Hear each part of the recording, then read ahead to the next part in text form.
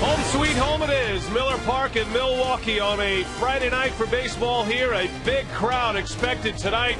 A sellout, as a matter of fact, to see the Brewers and the Atlanta Braves. It is game one of this three-game series. It is the first trip for the Braves into Milwaukee this season. The Braves are a factor once again. They've been hot lately. They're 6.5 back of the Phillies in the East, but they're making a run in the wild card. Meanwhile, the Brewers 2.5 back. The Cardinals winning yesterday against Washington. A lot of teams in between them, though. The Brewers must take advantage of a key homestand coming up. Javier Vasquez against Manny Parra tonight. And hi, everybody, and welcome from Miller Park. Brian Anderson, great to have you with us. It is great to be back at Miller Park. And you can hear behind us, there's some energy concerning this series here. I think these fans know just how important this homestand is. Well, not just to keep pace in the division, but I think it's going to be important for what the Brewers do in this homestand for Doug Melvin to dictate the direction that he wants to go with the trading deadline a week away.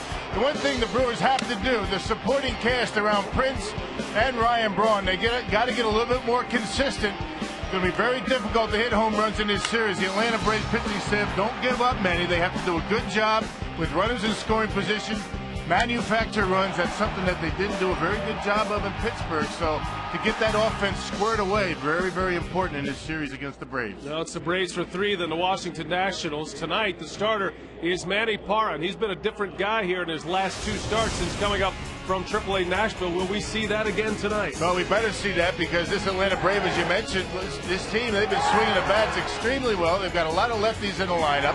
Manny Parra just has a different look on his face now than he did before he got sent down. He's got the eye of the tiger. He's established his fastball. I mean, it looks as though he's got a burr under his saddle, and he's pitching like, you know, the guy that the Brewers saw last year. So if Manny's able to establish the strike zone, get that breaking stuff over against these lefties, he should be in good shape. Coming off a win his last time out against the Reds, it's the Brewers and the Braves. We're set for baseball. The crew trying to pull up the anchor and get going and make a run to the postseason. Stay with us. The lineup for the first pitch coming up next.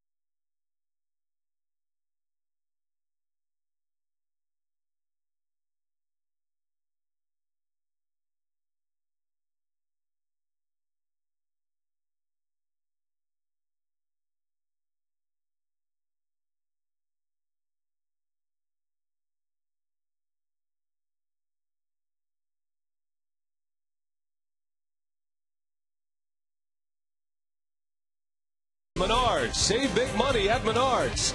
By Time Warner Cable, the power of you. And brought to you by AT&T, your world delivered. Roof is closed tonight. Some rain in the area. Bobby Cox and the Braves make their first trip to Milwaukee this season. The Braves have been red hot. They have won 7 of their last 10 games, and they are right back in the picture for a postseason run. They boast one of the best pitching staffs in all of the National League, and the Brewers are going to see 3 of their top hurlers this weekend, and tonight it begins with Javier Vazquez. Bobby Cox's lineup tonight brought to you by Subway. It's Nate McLeod leading off. Martin Prado batting second with Chipper Jones in the 3-hole. Middle of the order is Brian McCann, Yunel Escobar, and Garrett Anderson. Matt Diaz, Casey Kochman, and Javier Vazquez rounded out. And that lineup will face Manny Parra, Rock. And let's check out the Piggly Wiggly scouting report on Manny Parra. Has been throwing the baseball very well. One of the reasons, getting ahead with a fastball, really doing a nice job busting right-handed hitters in with it. Been very aggressive. That's a good thing. The Braves, very left-hand dominant. Only 4 lefties in the lineup. That's still a lot. But the Braves, 19-15 this year against left-handed pitching. That's a pretty good record against lefties. And Manny's been throwing base very well. 13 innings and 2 starts since being called up. And he's only allowed 1 run. Well, no Felipe Lopez tonight, still out with a hamstring injury. The newest Brewer will not make his home debut tonight. Braun, Cameron, and Hart are the outfielders with McGee, Hardy, Counsell, and Fielder around the horn. Jason Kendall, the battery mate with Manny Parra. And the numbers on Manny Parra, don't look at the ERA. He's a different kind of guy. At least he hopes to be again for the 3rd time. But Brock, he makes his 16th start. He went down to AAA and he pitched well. Had an ERA below 3 down there. Figured out some things. Ken Maka wants him to command his fastball and control the running game, and he's done just that since he's been back. Man, it was a mindset for Manny. I think he's pitching now the way he pitched to get him to the major leagues. And when he went through that nice 8-game stretch last year where he had that nice winning streak, you don't look at the numbers at all for Manny. As you mentioned, he's different. Only 4 walks, 13 strikeouts, and 13 innings and 2 starts since his call up, and has not allowed a home run to a left-handed hitter all year. There's the umpiring crew tonight. Jerry Davis is the crew chief. He'll call balls and strikes. And if there is need for a replay tonight, Davis will be the one who makes that call. And look who's in the ballpark tonight. Ricky Weeks is here with his good buddy Felipe Lopez. Those 2 work out together in the offseason. Weeks will stay with the team for the remainder of the season and continue his rehab. First pitch is a strike, and away we go here at Miller Park. Manny Parra, in the new version of Manny Parra, Manny 9.0, is working extremely fast. He's not Mark Burley quite yet, but he works nearly as fast as the man who threw a perfect game yesterday. Well, his last start against the Cincinnati Reds, a very good start for him. 6 innings, only 1 run. Struck out 6. On a hop to Counsell. Nate McLeod is retired. And 1 away here in the 1st inning. Now, even in a home run hitter's ballpark at Great American Ballpark in Cincinnati against the Reds, very, very aggressive with the fastball early in the count. He kept the split-fingered fastball down, and what we noticed as the game went on, 2nd, 3rd time through the order, started to throw the curveball for strikes, and that kind of confused some of these hitters. So hopefully Manny's going to keep that confidence. He's been throwing well.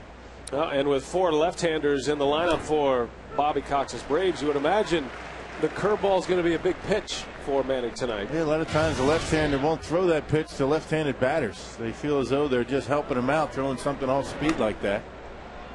So the curveball, you would imagine, to be broke out early tonight.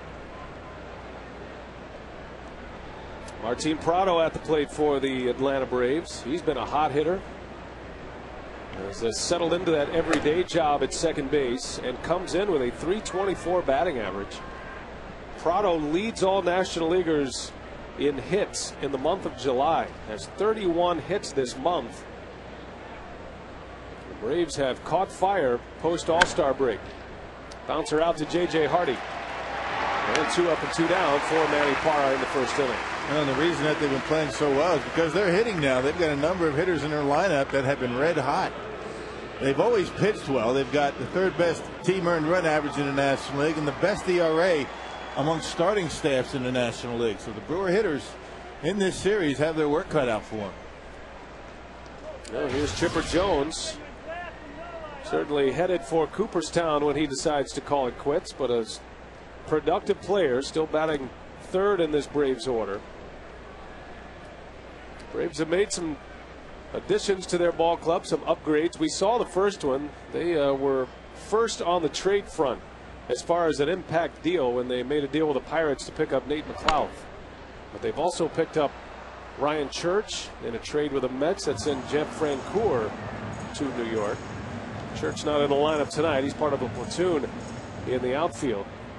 They feel like they're maybe a right-handed bat away from where they want to be, and they have so much pitching, you figure they're going to be able to land that kind of bat. Yeah, they have enough pitching to contend in the East all season long.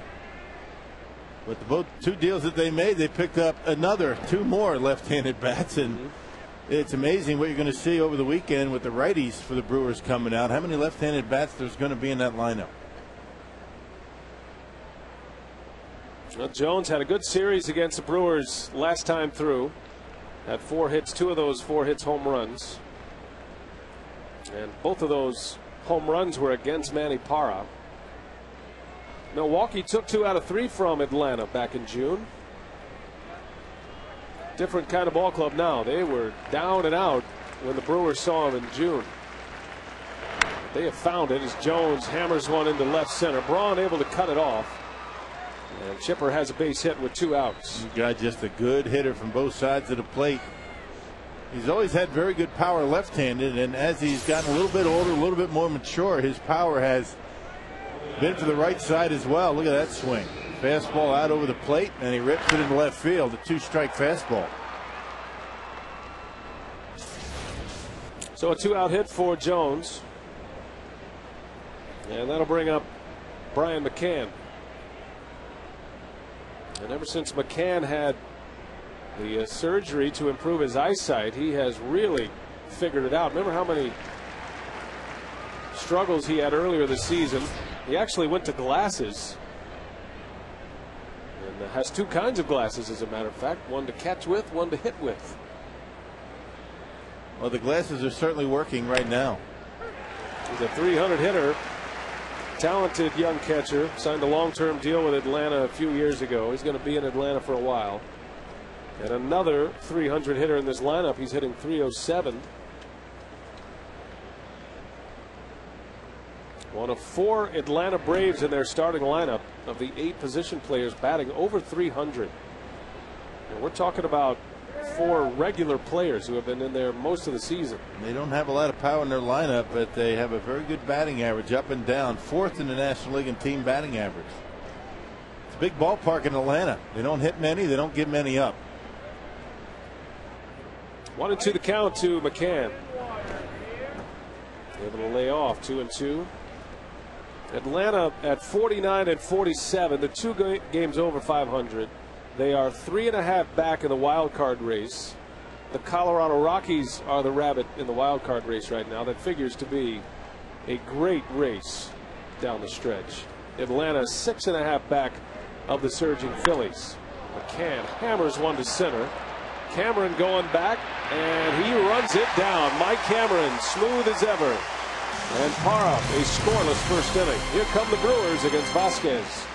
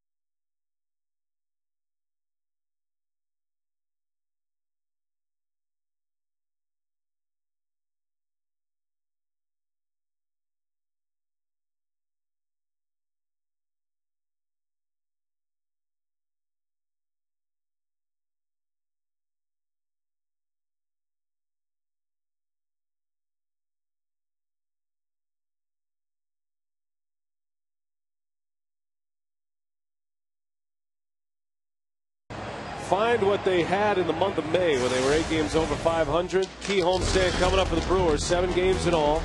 Macha's batting order today brought to you by Subway. Kendall back at the top of the order in the absence of Felipe Lopez. Craig Counsell batting second, Ryan Braun third. Macha's middle of the order is Fielder, McGee, and Cameron, with Hart, Hardy, and Parra rounding it out. And the Piggly Wiggly scouting report on Vasquez here tonight. He has been throwing as well as anybody can throw in baseball. It's been since June 17th when he last gave up more than 2 runs in a game. This guy has been dynamite. Throws a lot of strikes, 24 walks in 126 innings pitched and 141 strikeouts. So he's a big strikeout guy. Likes to work away. A lot of good change-ups and fastballs away, particularly early in the count. Vasquez 9th in the National League in earned run average to start the day, 2.86, but only a 7-7 record. Has not been given much run support at all. He's tied for the second in the National League with 141 strikeouts as well. Tied with Dan Herron in that category. Tim Lincecum still the pace setter for strikeouts in the NL. Vasquez doesn't have the big overpowering stuff, but he does have the strikeout stuff.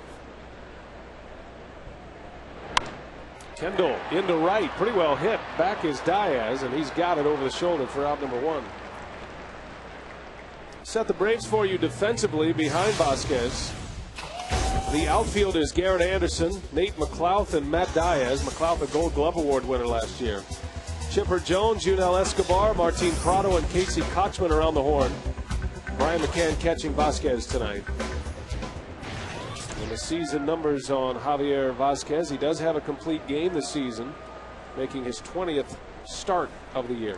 Yeah, 2-0 with a 186 earned run average in 3 July starts. So he is as hot as anybody in the National League, particularly right-handed pitchers. Look at the walk to strikeout ratio, over 4-1. Actually better than that, isn't it? You know, Vasquez had a 7 strikeout game against the Brewers where he didn't walk anybody. And he's had a number of starts this year with no walks, as Kochman makes the play on Craig Counsell for out number 2. Actually, it's almost a 6-1 walk to strikeout ratio. Incredible. Anytime you're over 3-1 for a strikeout to walk ratio, that's considered above average. But you see Javier Vasquez nearly 6. Dan Herron the only one who does it better in that category. 2 quick outs for Vasquez. Here's Ryan Braun. Braun homered in Pittsburgh. The Brewers dropping 2 out of 3 to the Pirates, and a disappointing homestand according to their manager. A 2-2 split in Cincinnati, and then 1-2 in Pittsburgh. Braun now with 18 home runs, 64 driven in. He's just outside the top 10 in homers, but is 7th in the National League in RBIs to start the day. All right, and started to swing the bat pretty well that last day in Pittsburgh. Drove in 3 runs, hit a home run. Got to get this guy going in front of Prince. Braun with 2 homers in Pittsburgh, drove in 6 runs, and that one's down the line. That's extra bases. In the corner it bounces. Braun thinking about third, and he's on his way. The throw is cut off, and Ryan Braun with a 2-out triple. Number 4 of the year for Braun. Looks like the pitch fooled him a little bit, but he was able to sneak it inside the line. Oh, and that's what you have to do against Vasquez, because as we talked about on the Piggly Wiggly scouting report, Vasquez likes to work away, doesn't come inside too much, so you got to be thinking the opposite field. Ryan doing a nice job getting on top of that fastball in the outer half and slicing it right down that right field line, and with his speed able to get into third base easily. Well, a 2-out 3-base hit. Here's Fielder now with a chance to put the Brewers on top. Don't think Prince is going to get a fastball to hit here. They may try to have him chase, see if he gets himself out. But with first base open, be stunned if you got a fastball for a strike. The Fielder hurt the Braves big time in Atlanta. There it is.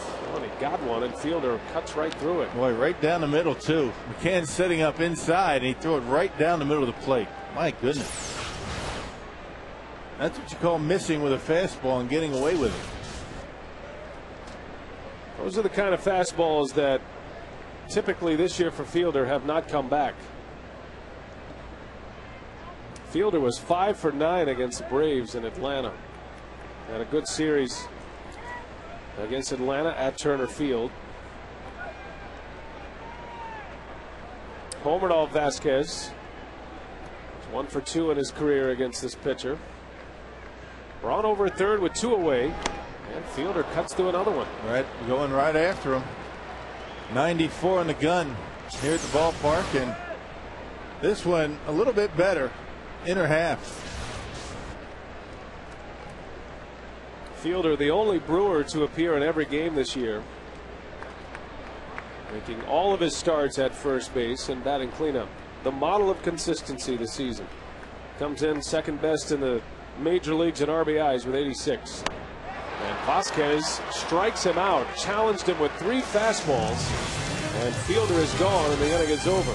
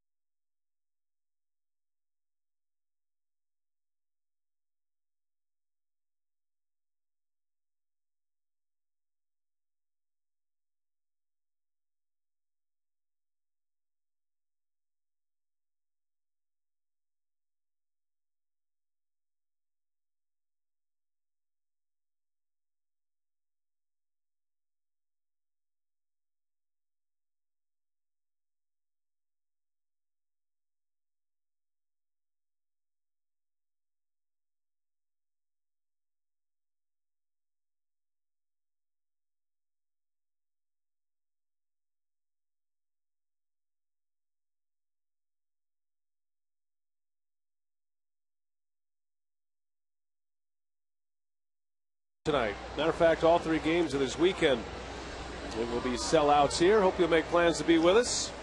Well, the Brewers and the Braves this year, and you can actually take it back to last season. Milwaukee has handled the Braves in their last 9 meetings. They've won 6 of the 9, scoring a lot of runs despite the low batting average. They're hitting a lot of home runs against Atlanta, and they're hoping that trend continues. You know, Escobar at the plate, and his hot hitting continues. Jumping on the first pitch. Escobar was the player of the week in the National League last week. And another guy who has found something. He's batting .400 in the month of July. And that's not a bad pitch by Parra. Fastball away, down around the knees, and just slices it into right field. Well, the Braves 12th in the National League in home runs, but as we talked about, 4th in batting average. They don't strike out much. They put the ball in play. And Escobar doing a nice job so far for Bobby Cox, getting on base. Not much of a running group either, but they have been very good with runners in scoring position. That's something that the Brewers are going to have to do a good job of in this series, because this Atlanta team has given up the fewest home runs in the National League. Yeah, you're going to have to put some hits together for sure. Garrett Anderson into left, right to Braun for out number 1. Well, if you can't watch the Brewers on FS Wisconsin, you can always catch the game on your computer with MLB.TV, the ultimate baseball experience featuring 100 out-of-market games every week, live on your computer, and catch those you've missed on demand. For details, go to Brewers.com.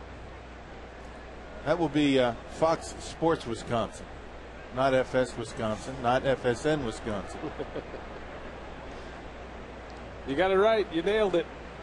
We're on WMLW tomorrow, and then we're back on Fox Sports Wisconsin on Sunday for our TV schedule for the Braves series this week. And the way tickets have gone, if you don't already have a ticket, might be the only way you get to see the Brewers this weekend. It's a much anticipated homestand for a lot of reasons. There are still quite a few Braves fans here. That just passed a diving fielder. Escobar is going to take third.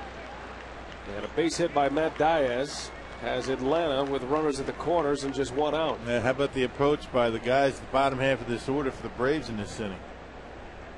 Didn't hit it all that well off the end of the bat, but able to serve it into right field. Contact hitters up and down. Good approach.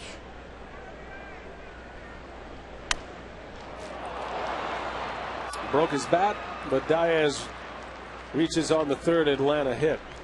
All of them singles. And Parra will deal with Casey Kochman. Kochman was 0 for 3 yesterday. The Giants beat the Braves yesterday in Atlanta, but Atlanta taking 3 of 4 from San Francisco. Kochman was hitless, and it snapped a 14-game hit streak. So you're starting to get the picture on why the Braves have played so well as of late. They have put it all together. Their pitching has always been there, especially their starting pitching. Well, scoring runs, they're playing better defense. They start a little shaky defensively this year. But that's starting to come around too.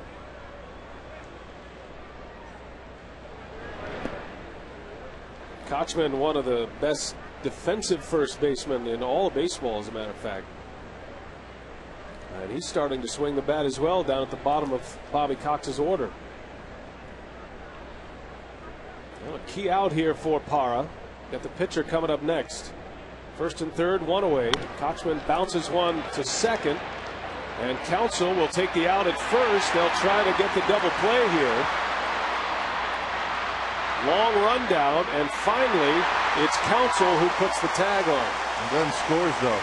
The run will score as the force was taken away, and the Braves take a 1-0 lead, but Parra is out of the inning.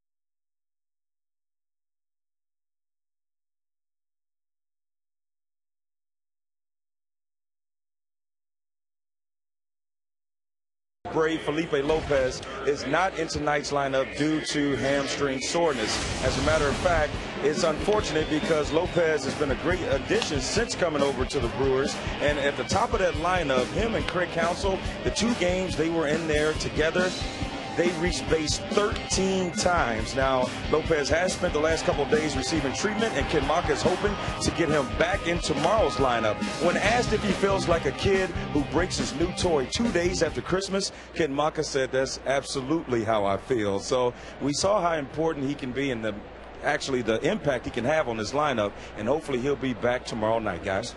All right, Telly, thanks a lot. I know Felipe Lopez is anxious to get on the field. He certainly enjoys swinging the bat here in Milwaukee. Casey McGee jumping on the first pitch. Lines out to Garrett Anderson.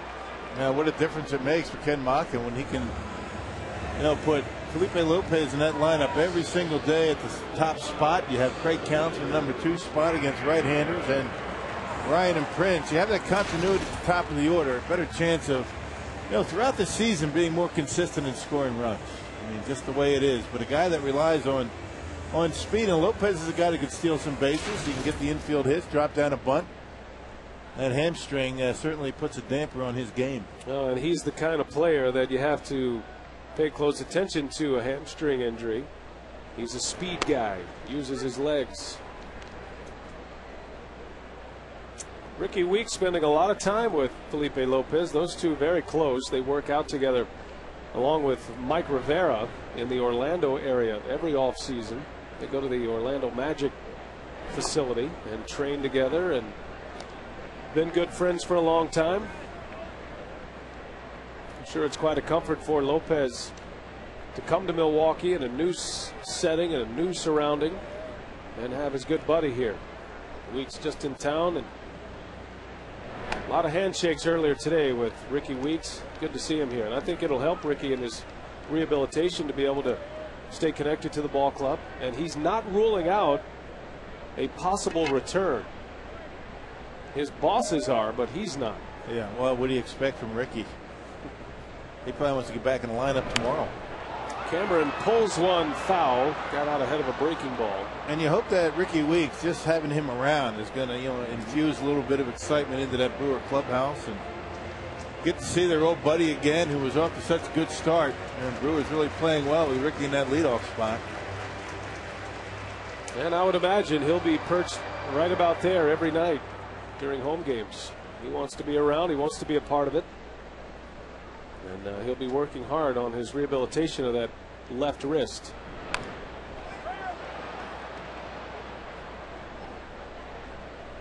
Big news in the National League Central today. It became official. Matt Holliday was traded from the Athletics to the Cardinals. That had everybody talking around the ballpark today. The Cardinals making some moves. They picked up Mark DeRosa, Julio Lugo, and Matt Holliday. They're giving up 3 prospects for Holliday. And Holliday in the lineup tonight, we understand, as the Cardinals take on the Phillies. Cardinals won yesterday. They beat the Nationals in a makeup game by a final score of 4-1. So the Brewers open the day 2.5 back of St. Louis, but in 4th place in the division. Well, a little protection for Albert Pujols. Pujols hitting 3rd, Holliday hitting 4th and playing left field. So things looking a little bit more bright for Albert Pujols and the ability for the Cardinals to protect him in that lineup. Well, some thought the Braves were in the Matt Holliday talks. They have gone on the record to say they're in search of a right-handed hitting outfielder. Cameron to the right side. Nice play by Prado. And 2 away. But in the end, it was the Cardinals who made the move. How about our Taco Bell Who's Hot? Javier Vazquez, in his last 5 starts, has won 3 games. 3 of his 7 wins have come in the last 5. Look at that ERA. 1.34 earned run average and 29 strikeouts he's racked up, averaging nearly 10 per start in his last 3. And this guy has been terrific. I mean, his June, check out his June, a 189, or I should say a 198 earned run average, but he was 1-3. How does that happen? Gave up 8 earned runs in 36 in the 3rd innings, 25 hits, and 1-3. Well, his only complete game of the year was in a loss. That was against Cincinnati. Went 8 innings in that one.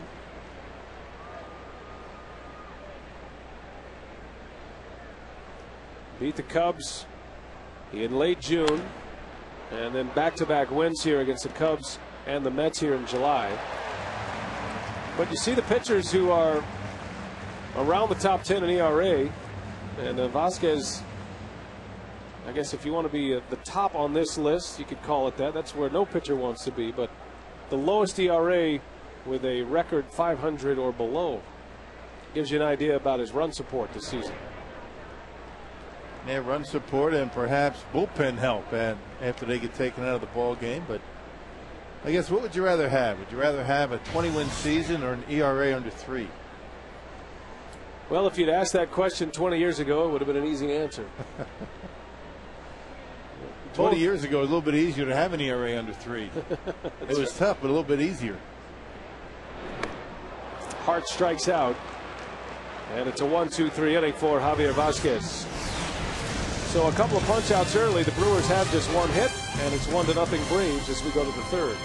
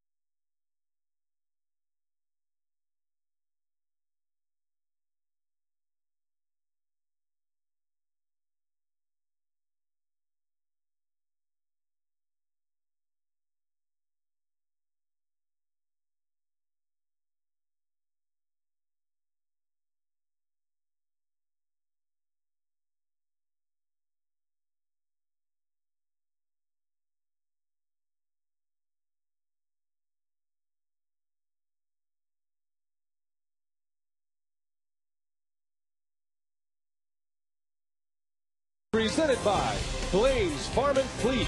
You'll always find value at your local Farm and Fleet. By Piggly Wiggly. Shop the pig and save. And by Ho Chunk Gaming, Wisconsin.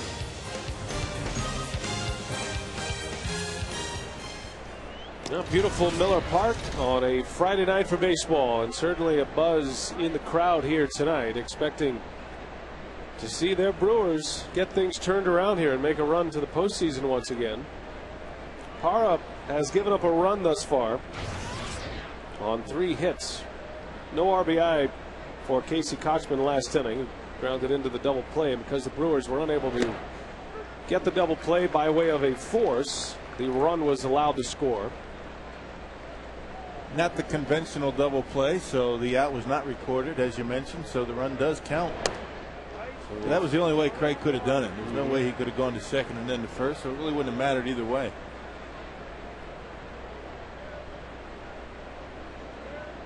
Braves pitcher Javier Vasquez leads off this third inning. Vasquez this year at the plate is 3 for 36. Ordinarily a pretty good hitter. A little over 200 career hitter, including his struggles this year.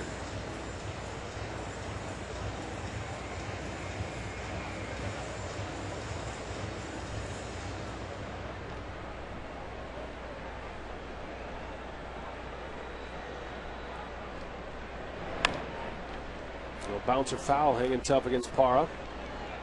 Some games underway and final. Cubs are done today. They beat the Reds 8-5.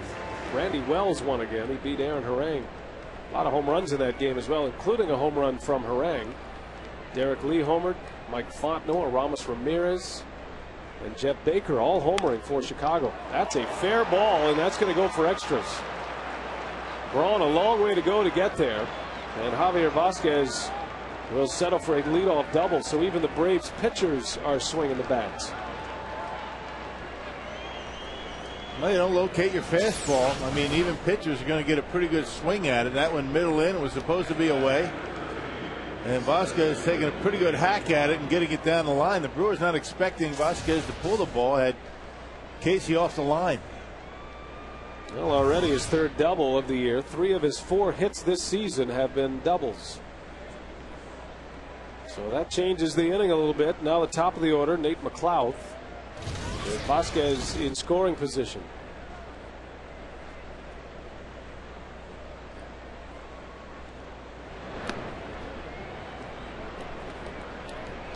So the Cubs beat the Reds today. 8 runs on 14 hits.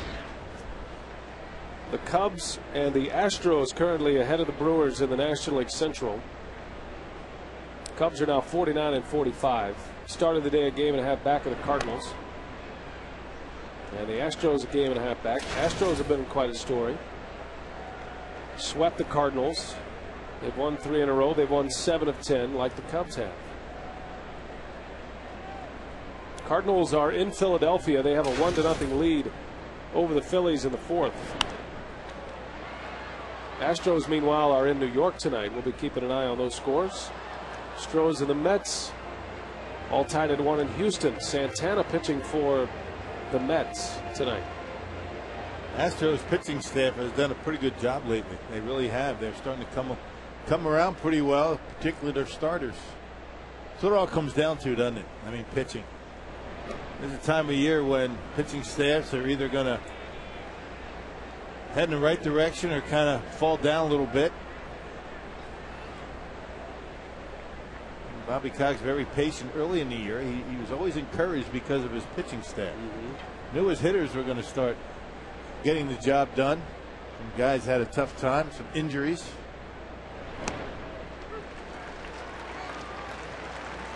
It's kind of the way the Braves have always built it. Right.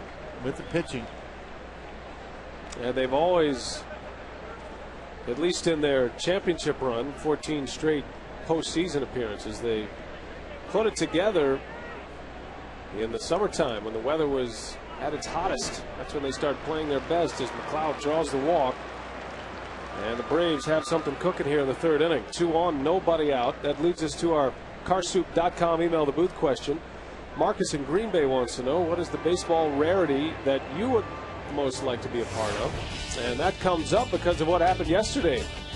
Mark Burley added a perfect game to his notable career that includes a no-hitter. How about that catch by Dwayne Wise? That was something else. Yeah. And then 2 more outs to get. Burley handled it with ease. 27 up, 27 down. Wise robbed a potential home run from the former Brewer, Gabe Kapler, to seal the perfect game. It's only the 18th in the history of the game that has occurred. You think about how many games are played every year and how long baseball has been around, going back into the late 1800s. Yeah. And particularly special. More difficult these days. I mean, with the ballparks a little bit smaller, you know, the mound's a little bit lower, and as we see every single night how small that strike zone seems to be, to throw a perfect game, incredible. You know, perfect game more of a team effort than just a no-hitter. You got to believe that defense. I mean, that last ground ball to short, you got to believe that guy. You know, a little bit of nerves going on. You just don't want to be the guy to break up that perfect game. Well, it was a 2-hour and 3-minute game. Burley's no-hitter a couple of seasons ago was 2 hours and 3 minutes, and in the same home plate umpire, Eric Cooper. Steve Stone was saying earlier today that Mark Burley's uniform number is 56, right? Eric Cooper's uniform number, his umpire number, 56. How about that? Okay. You like that? That's good. So I think of all the rarities you'd like to see in this game, at least for me personally, it would be a perfect game. That one's well hit. Deep left field, and it's not coming back. That's a fair ball and a 3-run home run for Martin Prado. And just like that, the Braves add to their lead. Number 6 for Prado. And it's 4-0 Atlanta. Boy, they're making the game look easy right now. Man, you just can't fall behind a team like the Braves with the way they can pitch. I mean, 4 runs already in the 3rd inning. Cannot allow any more if you want to have a chance to come back. Looked like something off speed out away from Prado up in the strike zone, and he hooked it right down the left field line. Still nobody out, and Chipper Jones with a base hit. And the hits are coming fast now against Manny Parra. Jones with his 2nd hit, and the Braves with their 6th. Well, nothing ever good happens when the pitcher leads off with a double. I mean, that's an automatic, or at least it should be. It should be 1 out, nobody on. When you have the pitcher leading off, particularly a guy hitting below 100.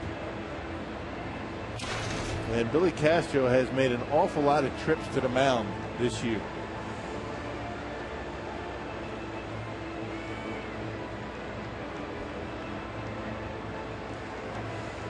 Quick trip to the mound for Castro. You could almost read his lips there. First thing out of his mouth was, "Manny, you got good stuff. It's okay. You got good stuff." Trying to give him a boost of confidence as Martin Prado goes deep. Puts the Braves on top 4-0. Here's Brian McCann, and he hits one high in the air. Left center, carrying well, but playable for Cameron for out number 1. Hey, a couple of near misses for Brian McCann, both of them to Cameron. Just missed the one in the 1st inning.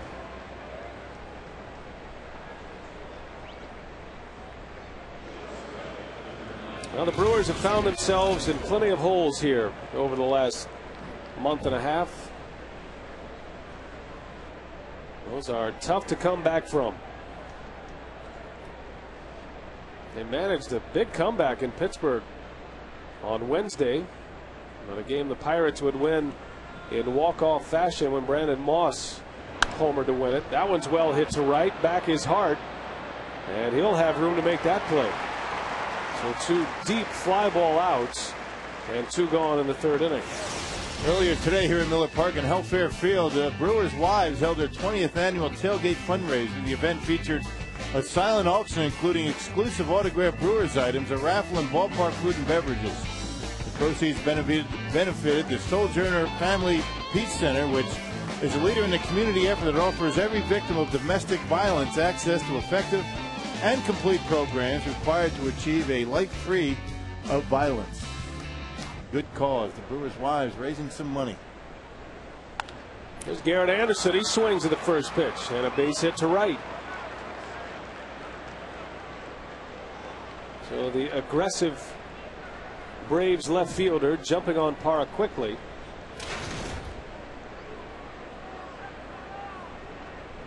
.50 pitches on the books for Manny Parra, and he has surrendered 4 hits and a walk in this inning. Yeah, Garrett Anderson in 2 at-bats has seen 2 pitches. Here's Matt Diaz, the 8th batter in the inning to face Parra. Diaz singled his last time up.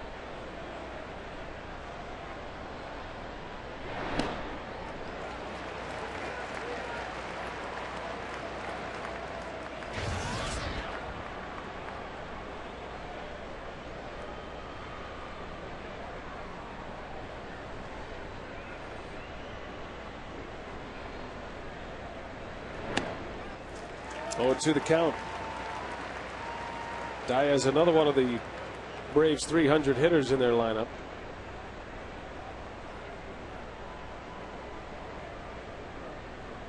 Martin Prado, not known as a big home run threat, but he's had a big month of July, and he keeps it going here tonight. 3-run home run.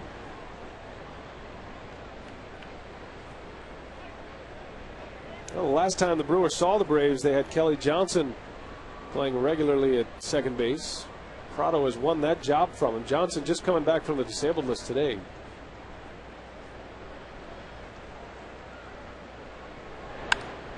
Into center, pretty well hit, but right at Cameron, who makes the catch for the out.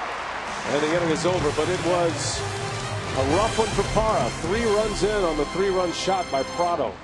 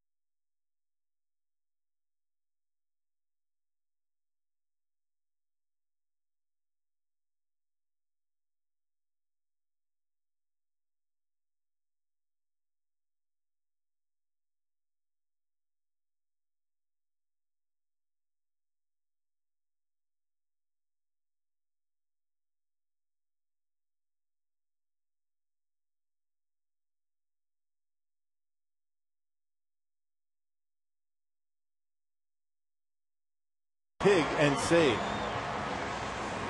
Well, Martin Prado has put the Brewers in a hole to start this one. A 3-run home run from the Braves second baseman. And it's 4-0 Atlanta as we play in the bottom of the 3rd. J.J. Hardy leads off, and then Manny Parra. And then we go back to the top of the order. Hardy hammers one. Center field. Well hit. McLeod is back, and it is off the wall. J.J. will roll into second with a double. Well, I'm talking to Dale Swaim in the batting cage today. He's saying one of the ways to attack a guy like Vasquez, who doesn't walk many and likes to get you to fish with pitches with 2 strikes. Get him early. First pitch, first strike, ordinarily a good one to go after. And JJ doing that. Got a fastball up out over the plate and one hop the wall in center. We've seen the Braves attack Manny Parra early, going after the fastball. Let's see if the Brewers continue to do that against Vasquez. Well, we'll see what Manny does here. Down 4-0 early. Normally you'd see the pitcher bunt the runner to third base. Ken Maka barking out there to make sure his wishes are heard. I don't think he got his point across. Not sure who he's talking to out there, if it's Manny Parra or Brad Fisher. Parra bunts and he gets a good one down. Chipper Jones will make the play for the out. Parra advances Hardy. Sacrifice bunt for Manny. That's his second of the year. Well, perfectly executed. He bunted it right down third baseline, making Chipper Jones field the baseball. Perfect sacrifice. Good job by Manny Parra. Good technique. Bat out in front. Catches the baseball with the barrel of the bat and able to get JJ to third base. Well, the Brewers have to pick him up here. And a long way to go against Javier Vasquez, down 4-0 early. Kendall back in the leadoff spot tonight.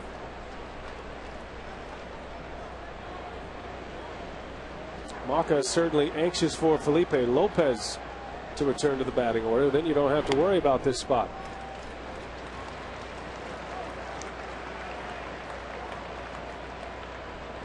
Lopez hoping to return tomorrow.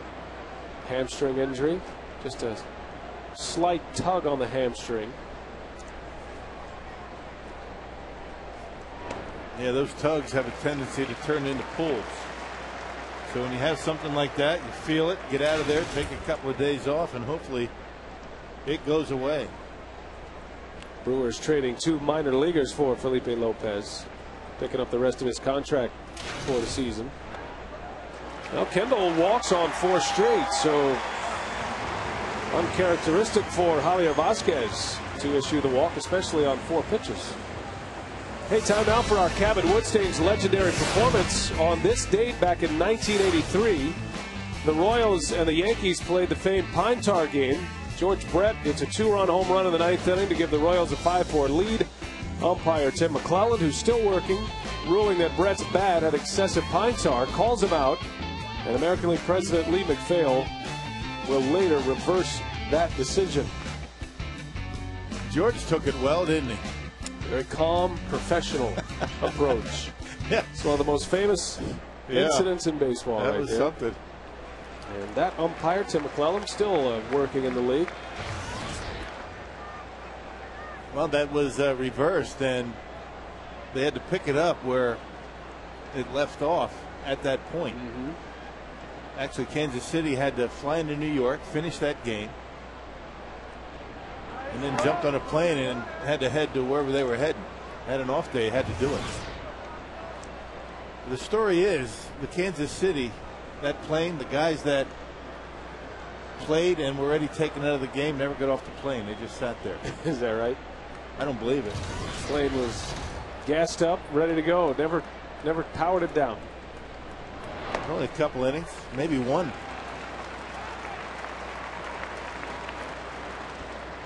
Trying to think if Willie Randolph would have been involved in that. It seems like he would have.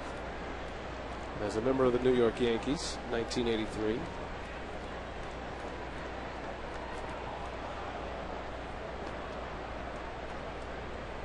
'83, he was a Yankee. Just looked that up here, so he would have been there. Counsell, that's a fair ball down the line. Hardy will score, and it takes a bad bounce. Kendall's got a chance to score here. He's on his way. No throw made. 2 runs in on a Counsell double. And the Brewers get a big break as that one bounced off the retaining wall. And it's 4-2 Atlanta. Counsell picks up a pair. This guy just keeps hitting. I mean, Craig Counsell gets a pitch out away from and able to tuck it inside that first baseline. Rips it down the line and hit the wall that juts out at the stands there. And the closest player to it was Prado, the second baseman, who never really went out to it. Got there late, and Kendall able to score from first base. Actually, that looked like a slider. Slider that stayed in the middle part of the plate. Counsell continues to hit. What a story he has been. And just like that, the Brewers are within 2, and their big bopper's coming up.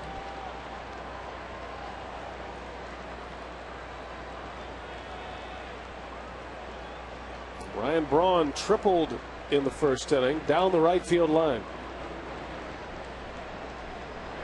Brewers still looking for their first single tonight. 2 doubles and a triple for the crew.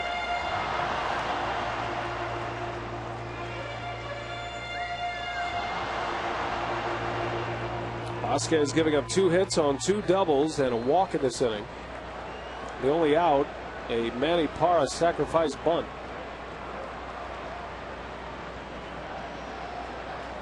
Braun sitting on 18 home runs this year. He's got an RBI out there in Craig Counsell. Outfield is extremely deep for the Braves, which is their calling card. Any kind of base hit, pretty much a guarantee to score Craig Counsell if it's into the outfield grass. Well, the Braves doing what a lot of teams are doing against the Brewers, taking away the slugging percentage, taking away the extra base hit. They'll give up the single, because they don't want to give up the double and triple, but they've done that tonight. It's the only thing the Brewers have had so far. That's right. All 3 hits have gone for extra bases, 2 doubles and a triple. Braun takes it 2-0, 3 balls, no strikes.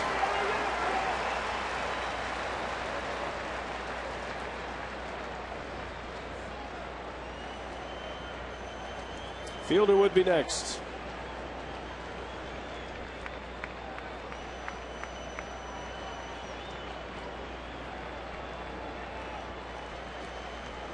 Vasquez in trouble here.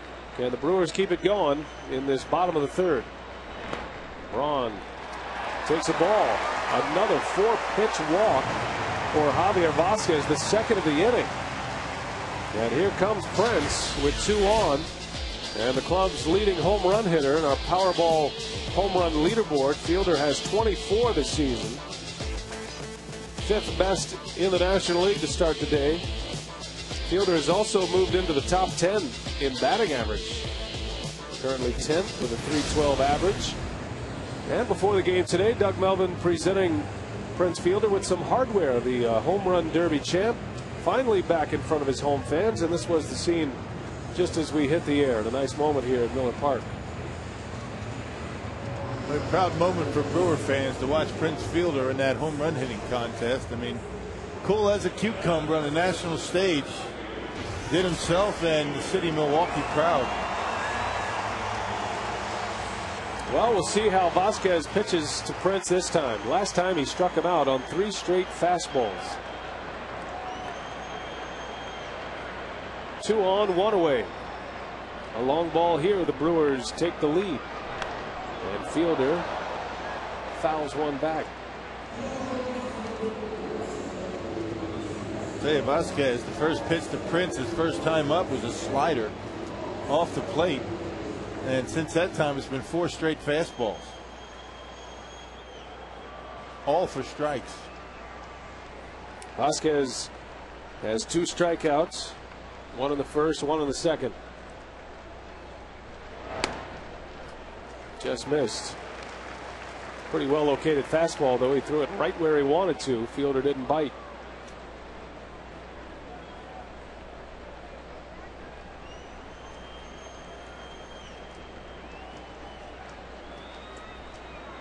Counsell at second. Ryan Braun at first. 2 hits and 2 walks in this inning. And Fielder under another one. Well, Fielder, his ranks in the National League, the 86 RBI, second only to Pujols. 49 extra base hits, second best, as is the on base percentage. And look at the slugging percentage for Prince Fielder. If you add the slugging and the on base, that gives you the OPS. And it is off the charts for Prince Fielder. Anything over 1,000 is exceptional. And he's done it against right-handed pitching and left-handed pitching. That's the biggest improvement that he's made from year to year. His ability to hit left-handed pitching. 1-2 the count. And a backdoor slider from Vasquez just missed. 2-2. Well, not for Albert Pujols, Prince Fielder would be your front runner for the National League most valuable player. But all those categories that Fielder is second, Pujols is first.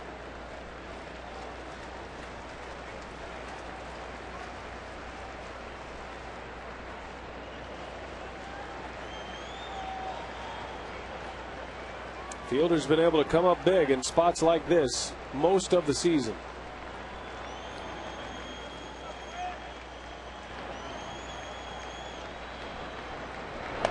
And Vasquez strikes him out, went up the ladder. Boy, he's got Fielder's number tonight. Well, fastball's up. It's been all fastballs. 7 fastballs and 1 breaking ball. In the last 8 pitches, up in the strike zone. That went up and in. Tried to go away, just missed away. Up again. Prince fouls it off. And he tries to throw the slider. He misses away, and then he comes up again and gets Prince. So the fastballs, not so much on the corners in and out, but Vasquez is able to get him with fastballs high up in the zone. A tremendous location for Vasquez. That is pitching at its finest right there. McGee jumps on the first pitch, fouls it away. You know, the name of the game on the mound is to change the eye level. You don't want a pitcher to see the same kind of pitch plane twice. And hitters call it rocking the boat, and Vasquez did just that against Fielder. And going right after him. Javier Vasquez saying, I know you're one of the best, but I'm not bad myself. I think I can get you. And so far, Vasquez has gotten the better of Prince. It's early, though. Breaking ball strike, a slow one. And McGee well out in front of it, down 0-2 now. Yeah, breaking out the curveball. I haven't seen too many of those tonight. The other pitch I haven't seen too much of is one of his best, his changeup. Might have thrown a couple of them, but it's been basically fastball slider. He's gotten a lot of mileage so far with the fastball, and when you can locate it the way Vasquez can, I mean, you can throw him and still get hitters out. And there is a slow breaking ball again, and McGee is gone. Vasquez strikes out a pair to win the inning. The Brewers, however, get 2, and they're within 2.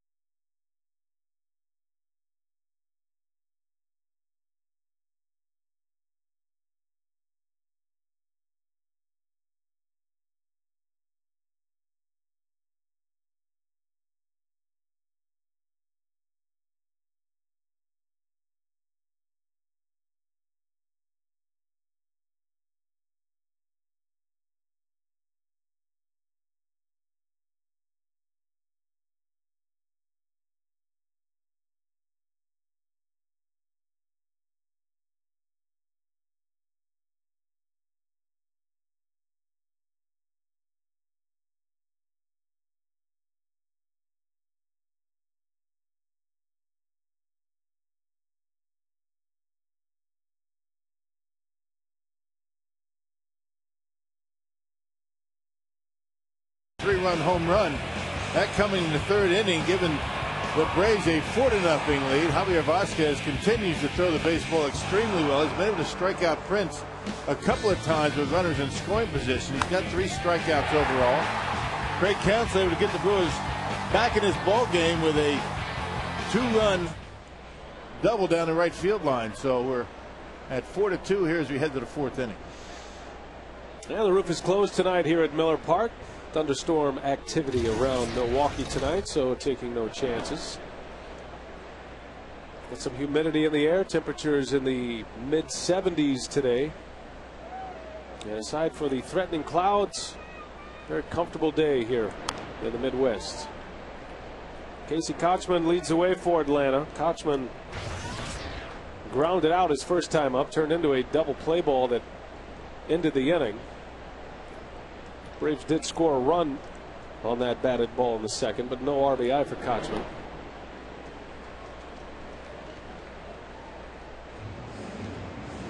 Well, the third inning was a productive one for both teams. Braves get 3 runs on 4 hits. The Brewers 2 runs on 2 hits and 2 walks. And a total of 15 batters came to the plate in that third inning for both clubs. Braves with 8, the Brewers 7 at the plate. And Kochman draws a walk. So the second walk given up by Manny Parra leads us to our Aflac trivia question tonight. Aflac! Duck wants to know, before 09, who was the last pitcher to throw a perfect game and who was the opponent? Good one. Mark Burley's perfect game yesterday, 27 up, 27 down.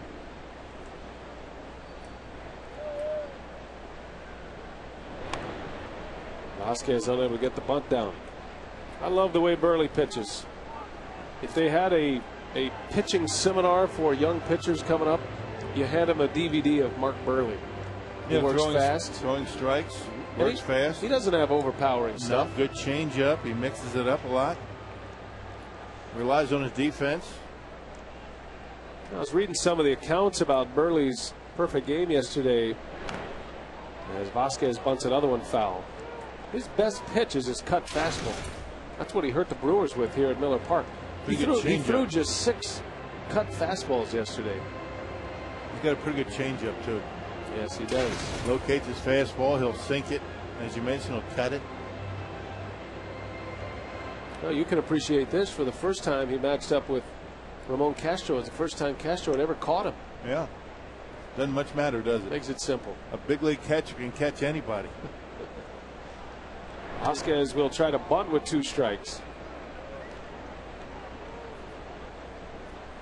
Incidentally, I know the answer to the Aflac question tonight. Nice. I mean, I think anybody that's been watching the highlight shows last night or today, after talking about the history of the perfect game. And that one misses outside. Well, it is Fish Friday, and Lorraine is here. Lorraine is and look what she delivered. Some of our fish fry. Nice. Some of the ballpark's finest. Here Thanks, to the Lorraine. booth. Happy belated birthday, by the way. And what is a good fish fry without some rye bread? Thanks, Lorraine. See you later. The best. Bunted foul. That'll be a strikeout for Parra, which will be his first.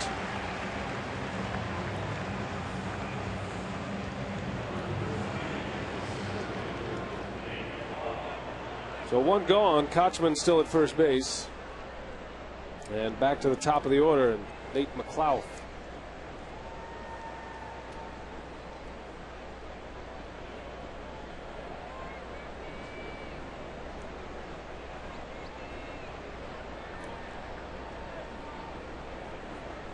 McLouth walked and scored his last time up. By the way, since we're going back in the past, I want to clear up something. The 1983 Pine Tar game, George Brett. Yeah. Willie Randolph did not play in that game. Not a participant, although he was a Yankee. Did somebody say he did play? I think I did. I think I insinuated that he might have played because he played pretty much every day, and well, apparently that day he didn't play, but he was there in the ballpark. Well, thank you. Now I can sleep tonight. Well done. Now I just want to clean that up. Before the letters are already written, they're probably already stamped. A hot one right off Counsell. And on his way to third goes Kochman. McLouth into second base. Boy, that was smoked by McLouth. And that'll be a base hit. Yeah, a couple of hops, and I think he got a piece of Counsell. Slowed it down a little bit and into right field. It'll probably be they're going to give him a double. A double. That's a ball that Counsell will probably tell you he should have had. Got a piece of his leg. Boy, he scalded one. That looked a lot like the first ball that McLouth hit to Counsell. Well, if he gets it in his glove, it turns into a double play. Instead, second and third now with Martin Prado at the plate. Yeah, 1 hop bullet. Looked like it got Counsell just above the knee. Good thing he didn't get that knee. That would have hurt.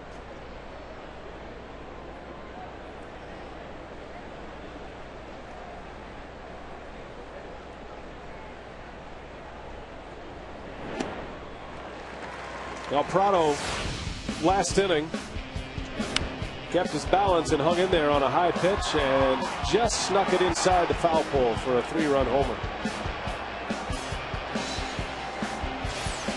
One that stayed up in the zone, and it got hit well.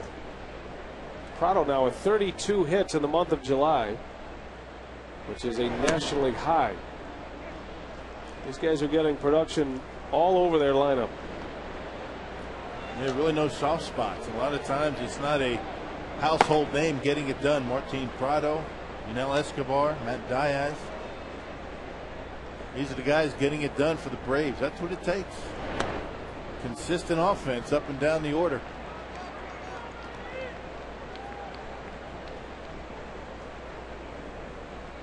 Now you see the home runs that have been allowed this year by the Brewers, the most in the National League. The Atlanta Braves pitching staff have allowed the fewest. Matter of fact, they have a long streak going without allowing a home run as Prado draws the walk and the bases are loaded for Atlanta. Yeah, the Braves pitching staff has not allowed a home run since the All-Star break. That one didn't miss by much.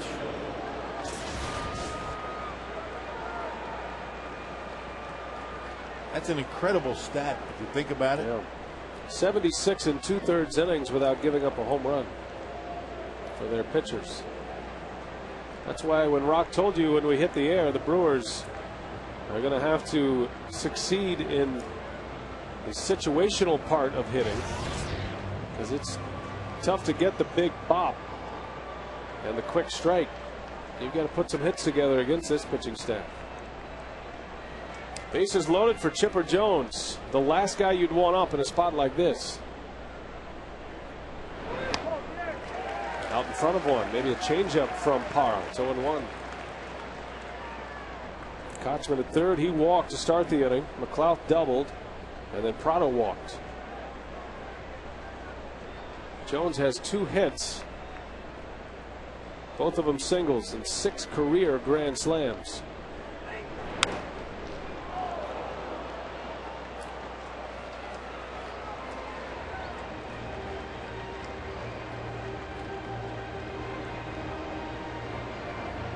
Maybe a bumpy ride tonight. Another off-speed pitch, and Kochman able to get out of the way. Parra could use a ground ball here. The Brewers would love to turn a double play and get out of this mess. Braves putting the pressure on again. Didn't miss by much. It's 1-2.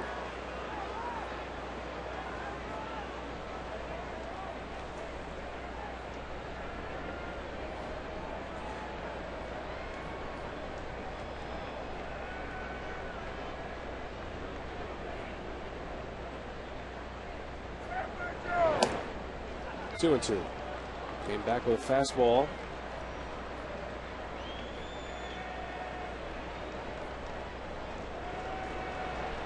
Just want to try and stay away from the fastball in this situation. That's the pitch that Jones has been on his first 2 times up. He has been right on the fastball. Keep that off-speed pitch down in the zone. You leave it up like that, hitter has a chance to foul it off. Get it down in the strike zone, you might get the swing and miss.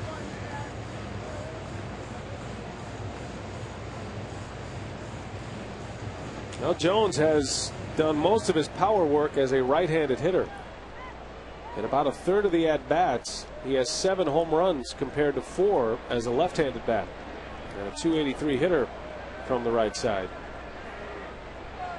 2-2. Count goes full now, and Parra is going to be forced to make a pitch. If he doesn't get Jones, it might be his last one of the game. Now does he go with a fastball? It's been predominantly off-speed pitches, curveballs and changeups. Full count, 1 out. Bases loaded for Chipper, and he swings and misses. Parra strikes him out. Got Jones to chase one. Another off-speed pitch. I don't think he threw him a fastball in that entire at bat. You know, one off-speed pitch after the other. A little changeup right there. Changeup again, he fouled it off. And then he tried to get him to chase. It's very difficult to get Chipper Jones to swing at a pitch out of the strike zone. Curveball up in the zone, able to foul off. And just not willing to throw the fastball. And there it is, a changeup. And Chipper swings the ball 4. And Castro back to the mound. Second strikeout for Parra. Well, that's a huge out. Did a nice job selling that changeup, didn't he? I mean, he wasn't willing to throw the fastball. Did a nice job following through and selling it like a fastball, giving it that big long arm motion, and Chipper way out in front. But another big bat awaits. Brian McCann, their cleanup hitter, who has flown out twice deep. Sent Cameron to the track in the first inning, and then again into left center last time up, and that one is just foul. Well, that would have cleared them all.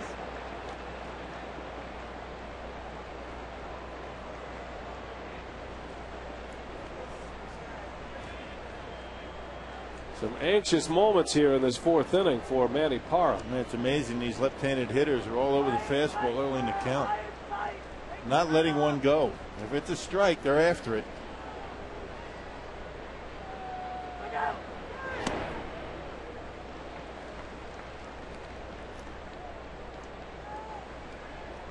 Brian McCann yesterday had a pinch hit double against the Giants, which extended his hitting streak to 11 games. The longest hitting streak the Braves have right now. And Parra's got him in a hole, a ball and 2 strikes. Well, that's the key pitch, isn't it? The 1-1 count. It can swing an at bat. Yeah, either the hitter is very aggressive or he's very defensive, and Parra got him that time with a split-fingered fastball in a 1-1 count. McCann has been all over the fastball in his first 2 times up. 1-2 with 2 outs. And McCann backs out of there.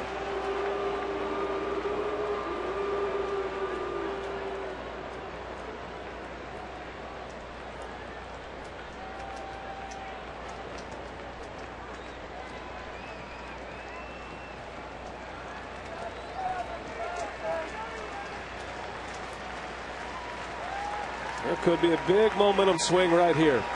If Parra gets out of it, this crowd will erupt. Just got a piece. McCann having a tough time with his glasses. A lot of sweat, a lot of humidity in the area. It is particularly humid when this roof is closed. Pretty hot down on the field for batting practice, and I would imagine it hasn't cooled off with all the folks in the stadium here tonight. Remember, Eric Gagne used to wear the glasses and they'd fog up on him on the mound. Yeah. Another 1-2 coming from Manny. Count remains the same. McCann able to hang tough. But that's, to your point, Rock, that pitch right there, if it's down and away, that's a strikeout. You can't foul it off. You either miss it or you're going to hit it somewhere. But you know, off-speed pitches up in the strike zone, even though a hitter is out in front, if they keep their hands back, they're able to get a piece of it and stay alive.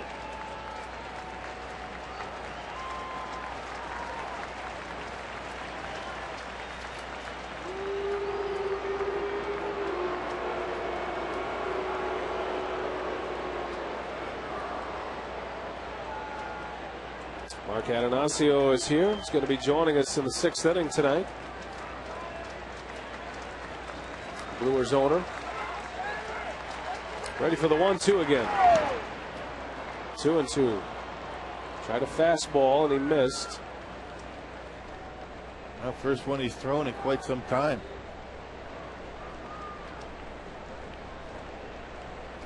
This is where you want to get it done here. You don't want to go 3-2 with the bases loaded with 2 outs. Just don't want to do that. This is where Manny's got to get it done. 2-2 pitch. Wow. Made the pitch he wanted, didn't get the call from Jerry Davis, the crew chief. Well, we've been watching all season long pitches just like that being called out of the strike zone. No surprise. Pitch number 33 of the inning. Runners will be on the move here. Bases loaded. 2 outs. And he fouls another one away. The thing amazes me about that pitch before this one is how does a hitter take that pitch? In all honesty, I mean, is his eye that good at the plate with those glasses that you take that pitch and you know it's out of the strike zone? Amazing. It is amazing that a hitter gets rewarded for taking a pitch like that. That's a pitch. If it's called a strike, your first response is, how do you take a pitch like that? You got to be hacking when it's that close.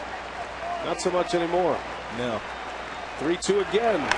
And McCann hits it well to left. Braun backing up. And he is going to have room. And for the 3rd time in this game, McCann flies out to the warning track. And Manny dodges a huge bullet.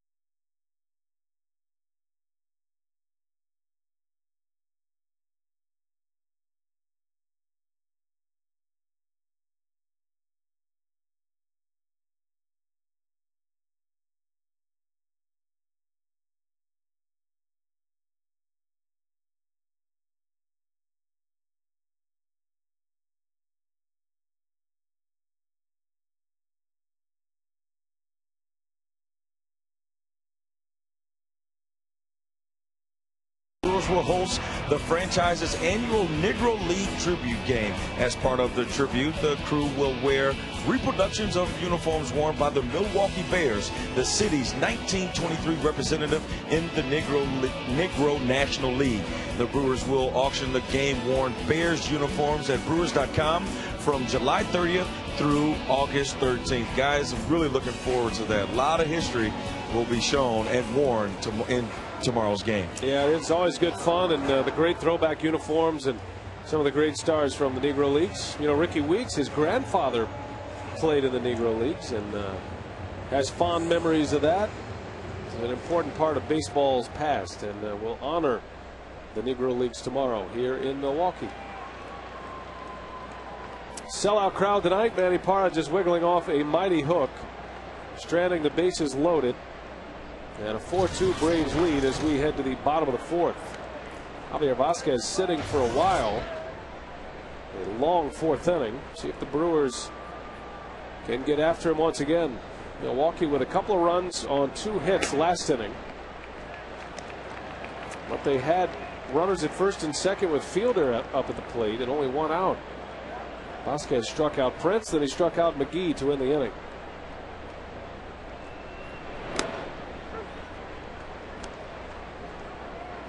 Now getting back to that 2-2 pitch that McCann took for what was called a ball out of the strike zone. That's what makes that perfect game by Mark Buehrle so amazing.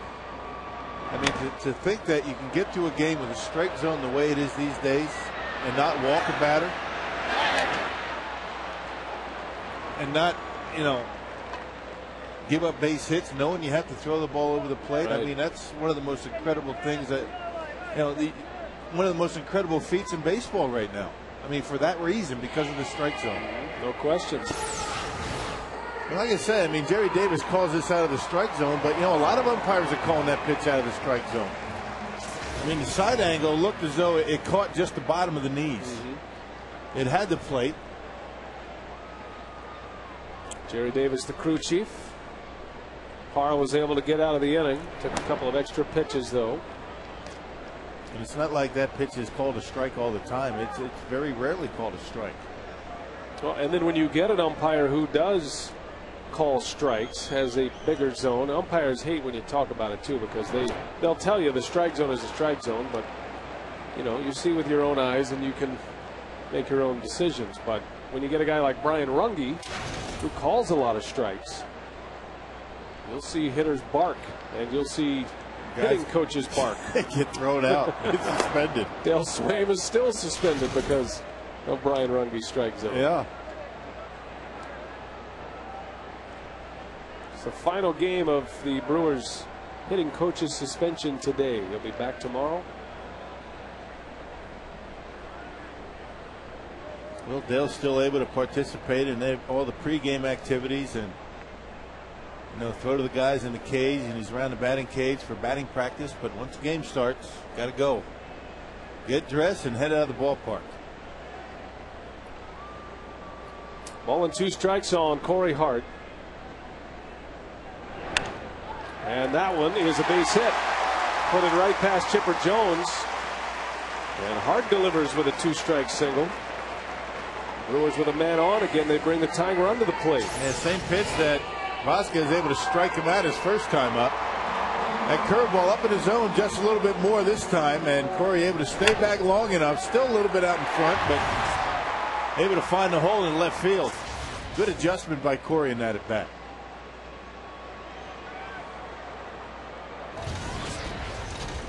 So it's J.J. Hardy now. J.J. doubled his last time up. He jumped on the first pitch from Vasquez.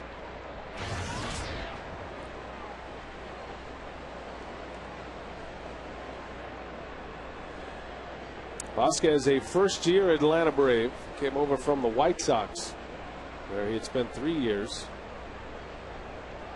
He was last in the National League back in '05 when he was with Arizona. Had a year in New York, came up as an Expo, and first 6 years of his big league career were in Montreal. The guy's bounced around a little bit.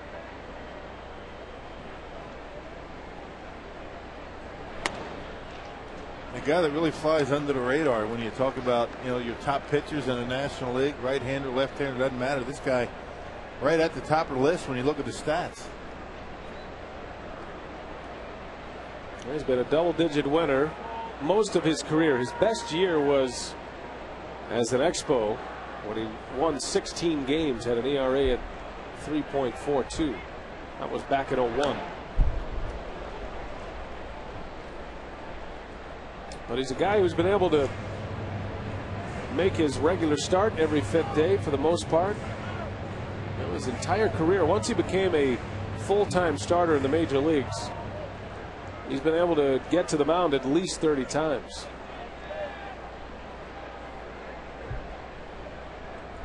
This is his 12th season, and he's on a pace for 30 starts again. It would be 11 out of 12 when he's had at least 30 starts. Hardy into right field.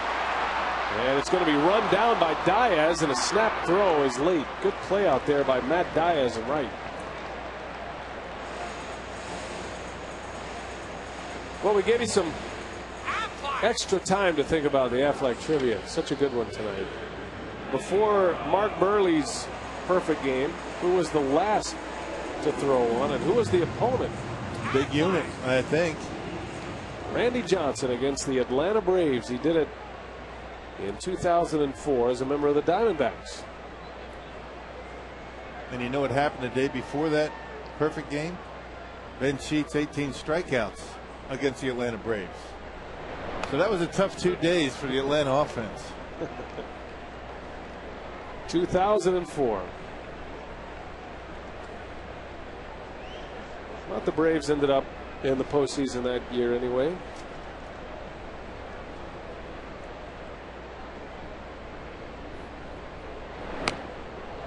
A change up from Vasquez. Quickly 0-2 on par. They go from 92, 93 to 75 miles an hour with the changeup. It's a pretty big difference in speed.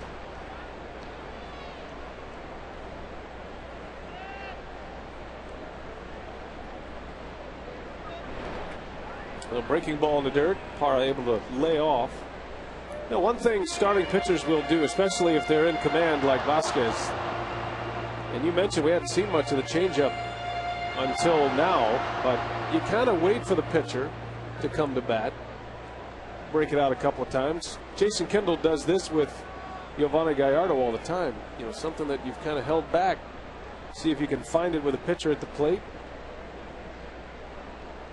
We'll see how much he uses it next inning. Parra is really upset at that strike call from Jerry Davis, and that won't win him any favors from the home plate umpire.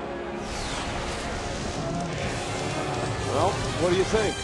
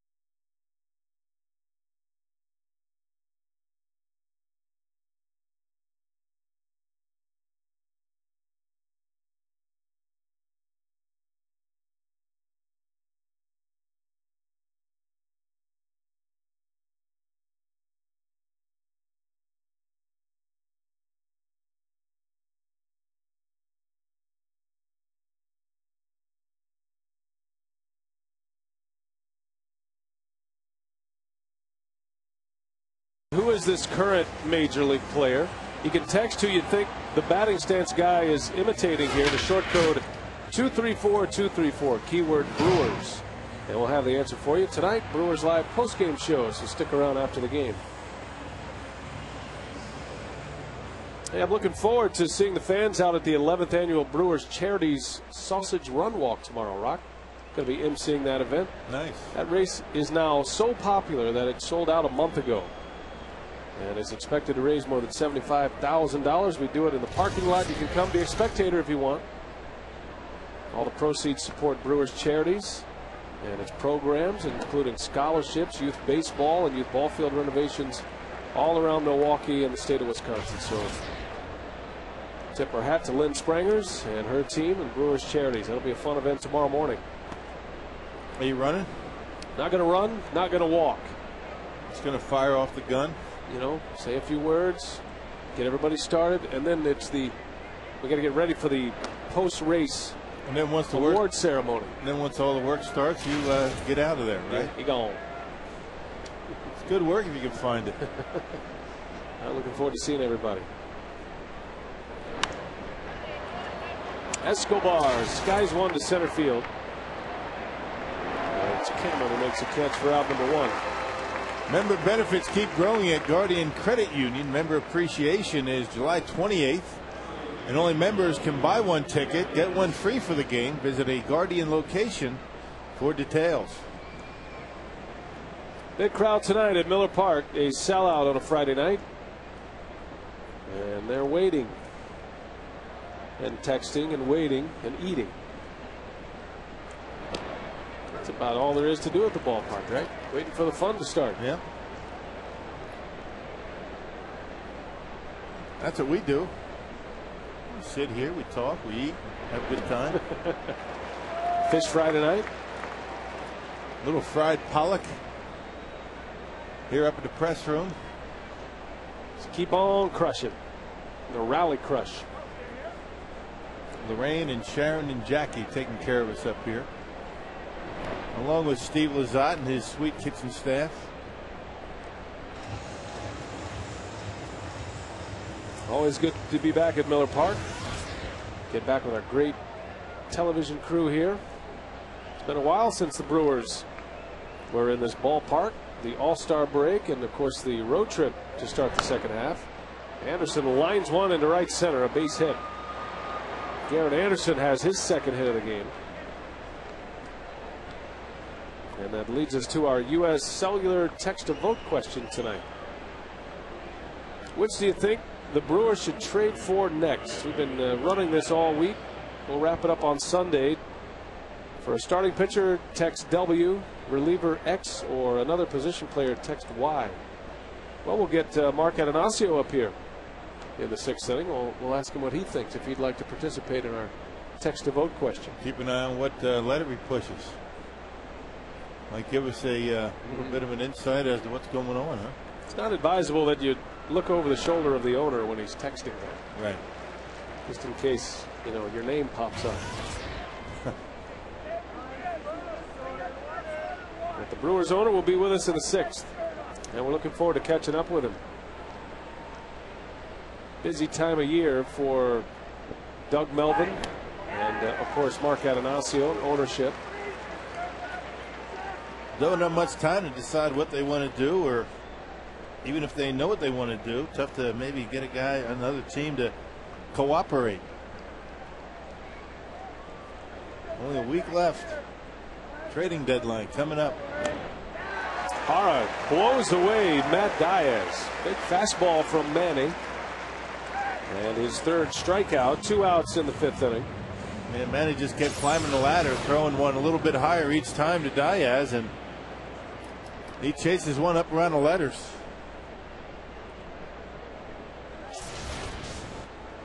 That's what you call back-legging one, right? But coming up empty. And what you're saying about a high fastball? It's like chocolate cake. Looks good, but is bad for you.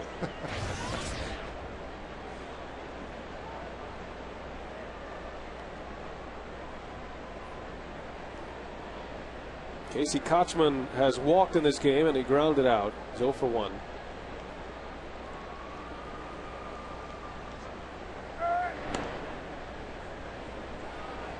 Brewers will have the top of the order in the 5th. Kendall, Counsell, and Braun. Javier Vasquez has already racked up 5 strikeouts against the Brew Crew. Counsell had a big hit for Milwaukee in the 3rd. A 1-out, 2 RBI double. That cut a 4-run deficit in half.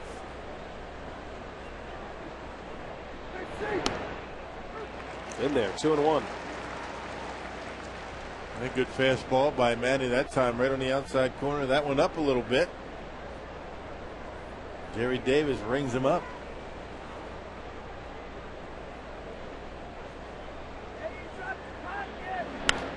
Bouncer, that's a base hit. Finds the hole. Kochman has a hit. That's what makes this offense so tough. It's tough to pitch to, tough to defend. They use the whole field, very rarely strike out.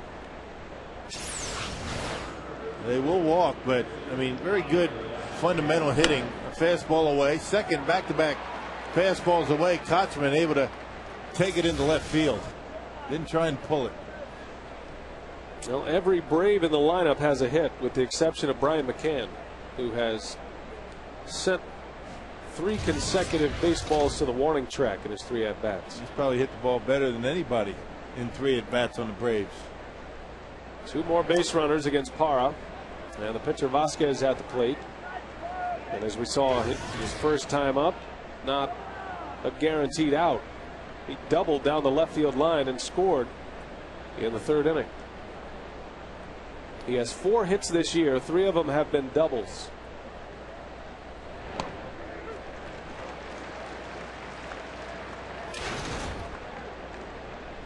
Parra's pitched over the 100 pitch count. Had a career high in pitches his last time out against the Reds, through 125. This will be 106 for May. And a shot to short, right at Hardy. Flips to Counsell, and that's the inning. A scoreless frame for Parra. See if his offense can dial him up. We visit with the owner, Mark Atanasio, when we come back.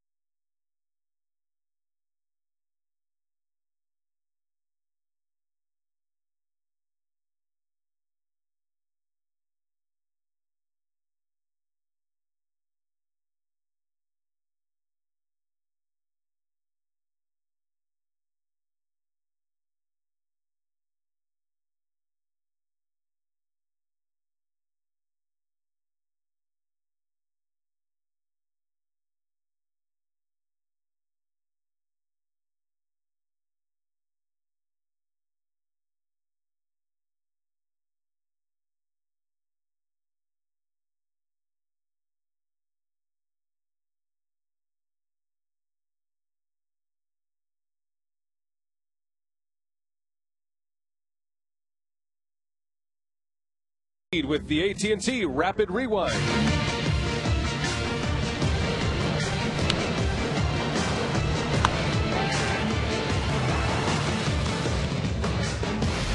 AT&T, the nation's fastest 3G network. AT&T, your world delivered. And tonight's time of the game winner is the Pine Cove Bar and Grill in New Lisbon. If they call the Brewers by 8 o'clock tomorrow morning, 414-902-4572, the phone number. They get 40 tickets to a Brewers home game this year. This offer courtesy of the Tavern League of Wisconsin and our good friends at Miller Lite. And a big sellout crowd, and we are pleased to be joined now by the owner of the Brewers, Mark Atanasio. Always great to see you. We haven't seen you much this year, but I know These are busy times right now for you and Doug Melvin and the rest of the staff as we approach the trade deadline. Yeah, we had some friends coming into Milwaukee long planned, and I guess the timing's good with the trade deadline coming up. Now, how involved are you on the everyday protocol and understanding the sensitivity of the topic here? But you and Doug speaking every day, multiple times, I'm sure. Doug and I do speak every day, and part of the reason is that trades at the trade deadline can come up very quickly, and oftentimes there's multiple teams involved, and one extra prospect either way or one extra move either way can tip the balance in your favor, and I can react quicker to making an approval on something if I'm up to speed. Is it a good thing that there aren't many names or any real rumors floating around? I mean, remember last year, CC Sabathia kind of came from nowhere. Is that maybe a good sign that there aren't really a whole lot of talks being thrown about? Yeah, Doug feels that that makes it harder to make a trade when names are out there, and I guess there's a lot of national reporters who've got their tentacles into all the teams, and what we found is it tends to be more disruptive rather than less disruptive if there's a rumor out there and someone we're talking about. Escobar makes a fine play to retire Kendall. Do you find it more difficult this year because so many teams are, feel as though they're still in the race? I mean, there aren't too many teams that are flat out of it. No, there's very few that are flat out of it, and even the ones that are out of it are maybe looking forward toward next year, or maybe can't give up another pitcher because they have a couple guys on the DL and they want to still be competing in their day-to-day games. Obviously, pitching is something that we've been looking for now for some time, and the pickings are pretty slim. Mark Atanasio joining us here in the booth, and as you watch this ball club, we know you've been watching, and you're paying close attention. What do you see right now? What are you seeing in this team? What are you seeing as we move forward here, approaching the trade deadline and on further? Brian, and one of the reasons we're spending so much time in looking at potential trades is that, and there's a nice hit by Craig Counsell. Yeah, really, the guy defies age, and I'll tell you, I saw him in the clubhouse. Looks like he's 25 years old. He does. But we're 2.5 games out here, 2 in the loss column, and we're obviously in the thick of it, and we think we might be 1 or 2 pieces away from tipping the balance. And you saw the Cardinals make a move today, and so we'd like to counter that if we can. Does that put more pressure on you when a team in the division makes a big splash like that? It does put more pressure on you, Bill, but I think Doug wants to make sure that we don't make a trade for the sake of making a trade that makes everybody feel good for the moment, but it isn't in the best long-term interest of the franchise.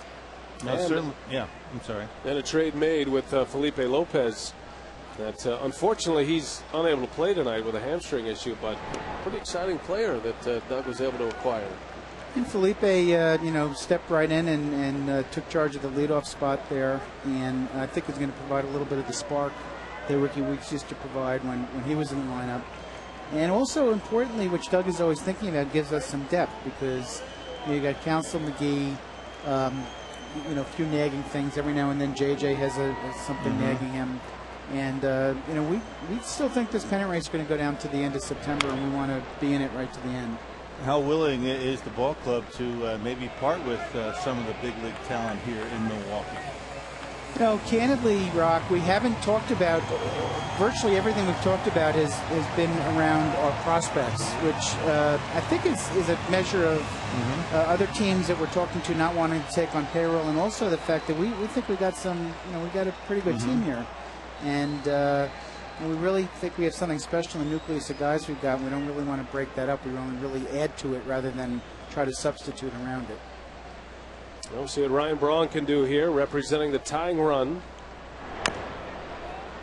Philosophically, do you draw the line in the sand, or do you just wait and see what comes out there as far as prospects, dealing big league talent even? Well, I think Doug has drawn a couple lines in the sand here and there, but otherwise I think you try to be more open-minded and reactive if you're looking to do something. And that being said, folks realize we're trying to compete and get over the hump here, so we really haven't had anybody coming at us looking for big league talent. It's really been more guys in our minor league system. Visiting with Mark Atanasio, Brewers owner, is in the ballpark tonight here this weekend. This 3-game series with Atlanta. And Braun hammers one right center field. This one's well hit, and it's gone! Ryan Braun has tied it. Right on cue. All square at 4 as Braun has hit his 19th of the year. An opposite field drive off Vasquez. Yeah, the kid's getting hot, Mark. I mean, he was having a tough time right up to the All-Star break and into Pittsburgh, but he started to get that swing back. I noticed watching him in one of his at-bats tonight when he got that 4-pitch walk, you could tell he was seeing the ball really well. And when Ryan Braun does that with a fastball right down the middle, he's starting to be a little bit more confident, letting the ball travel a little bit, and he certainly knows he's got enough power to hit the ball out of the ballpark to the opposite field. Well, what a talent. First home run given up by Braves pitching in the last 78 innings. That has been a huge story for Atlanta. Braun wipes it out with a 2-run home run, and just like that, the Brewers are all tied up here with Atlanta. And here's Fielder now with one away. Well, you have to be proud of these two prized talents in Braun and Fielder, guys who are going to be here a few years. You made it a point to lock up Ryan Braun long term. Fielder signs the multi-year contract in the offseason, and how they've represented this team. Well, they're perennial all-stars, and we actually like all the young talent on this team. I think one of the things that's been scratching our head a little bit is the fact that we have so much young talent, and we thought we might have been a little further ahead than we are this year, but what's often missed is this is a tough division. There's really no cupcakes in this division. Even the Pirates showed us they got a young, aggressive team, and young guys who are trying to prove themselves. So pretty much every team in the division's at 500. It's hard. There's really nobody to beat up on and gain an edge over. Your thoughts on the big man here in the home run hitting contest? Had to be proud. It's so much fun to watch Prince, and it's great not only to watch him perform and hit balls 500 feet, but I think the way he handled all the interviews after the game and whatnot. He's going to be a big star for many, many years to come. He just has such a big calm about him this year. I mean, it really showed up big in the home run hitting contest. Doesn't seem like anything bothers him. No, he listen, everyone forgets all these. What is this, Prince 24 now? Or, right, yeah. I've got my son, my younger son, with me, who's 18 tonight, Michael. And, Prince is, everyone looks at him like he's a big star, but he's still 24 years old. Right. He's still two young kid. stars. Still a kid. But he really, a lot of presence on the national stage. There's my son, Mikey. And wondering, he probably sees himself on camera there. He's trying to act like he doesn't know he's on camera. Try not to smile. Casey McGee now with 2 outs.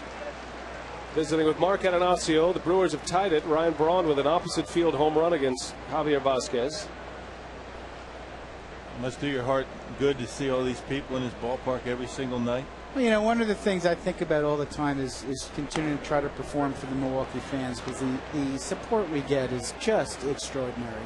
Night in, night out, crowds like this. Everybody's working extra hard to try to deliver, a winner to this community, which it completely deserves. On a pace again. Possibly 3 million fans. As McGee strikes out. Mark, always great to spend some time with it. You brought us some luck, man. I was going to say, I may not nice get out going. of the seat, cuz. No, you stay as long as you want. It's your seat. Just want to say hello to my mom and dad who are watching back in Los Angeles. Sorry you couldn't come with us this trip, but have fun. Beautiful. Mark Atanasio. And on cue, his star player Ryan Braun with a 2-run homer to tie it.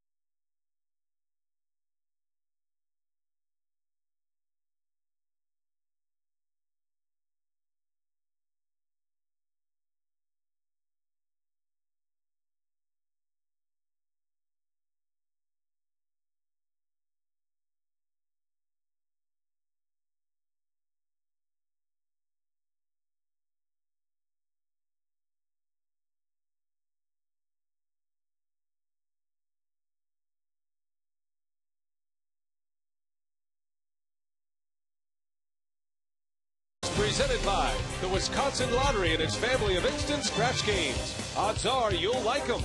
By Airtran. Go. There's nothing stopping you. And by Aflac. We've got you under our wing.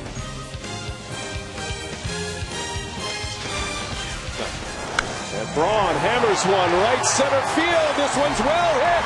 And it's gone. Ryan Braun has tied it. Right on.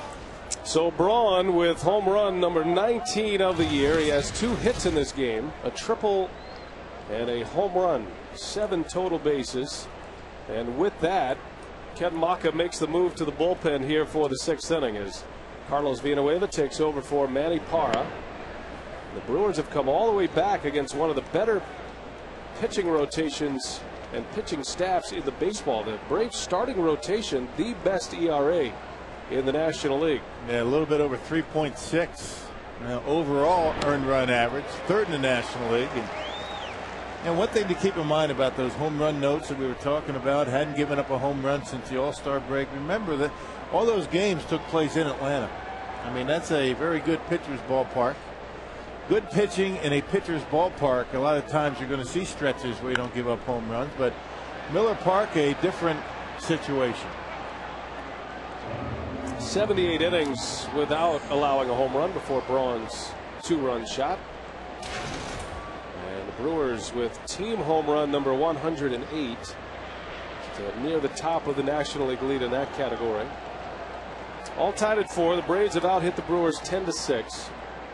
Villanueva tries to get some order back. That one's well hit though, and Hart is on the run. Oh, reaches up and makes the play. Corey Hart. Well, how did he get there? A line drive down the line. I mean, that's perfect defense. I mean, talking about the scouting reports, Eddie Cedar putting Corey Hart in a perfect spot, realizing that Villanueva relies on off-speed pitches, had him deep and over toward the line.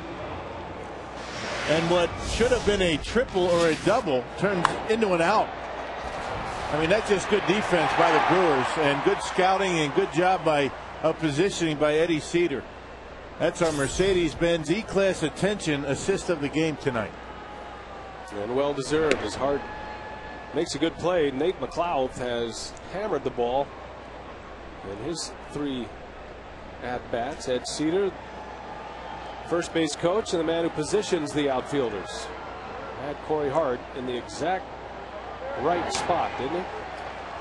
Yes, he did. And you know, that positioning is dictated by obviously who's up and what his spray chart is, plus who's out there in the mound. If you have a guy throwing very hard, I don't think Corey Hart is shaded down the line like that, but you have the left-hander, you got Villanueva who relies on the change-ups and the breaking pitches, more apt to pull the baseball. That's why he was positioned where he was.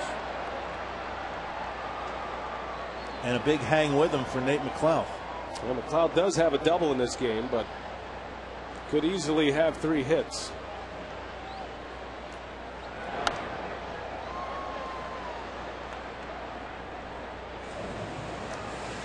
Well, partner, we tried to get something out of Mark, didn't we? I mean, you can't blame us for trying. I mean, he doesn't, you know, he understands. He's in the game right now. He's in it. We tried to get him to give us something. That's a good try. We tried. But at least he, you know, he gives us at least a little philosophy. Right. You know, which way they're thinking about going. And that's all you can really expect. And the fact that they're still at it. They're still grinding away trying to do something. And the whole bit about him just happening to be in town because he got some friends visiting. I'm not going to buy that. That might be true. You're not doubting him, are you? I'm just saying. You know, when the owner shows up. I want to be on record as saying I believe him. Okay, me too. Oh, and by the way, the trade deadline's coming up, and it's a good time to be here. Good time to visit friends. Yeah, it is a good time. Matter of fact, I have some friends and family here this week as well. Total coincidence. But it's always great to visit with Mark, who, like Doug Melvin, is as forward as he can be, and you always get great information from those two. And Mark's quite a competitor, there's no question, and he wants to make a deal if it helps the ball club. He wants to win badly.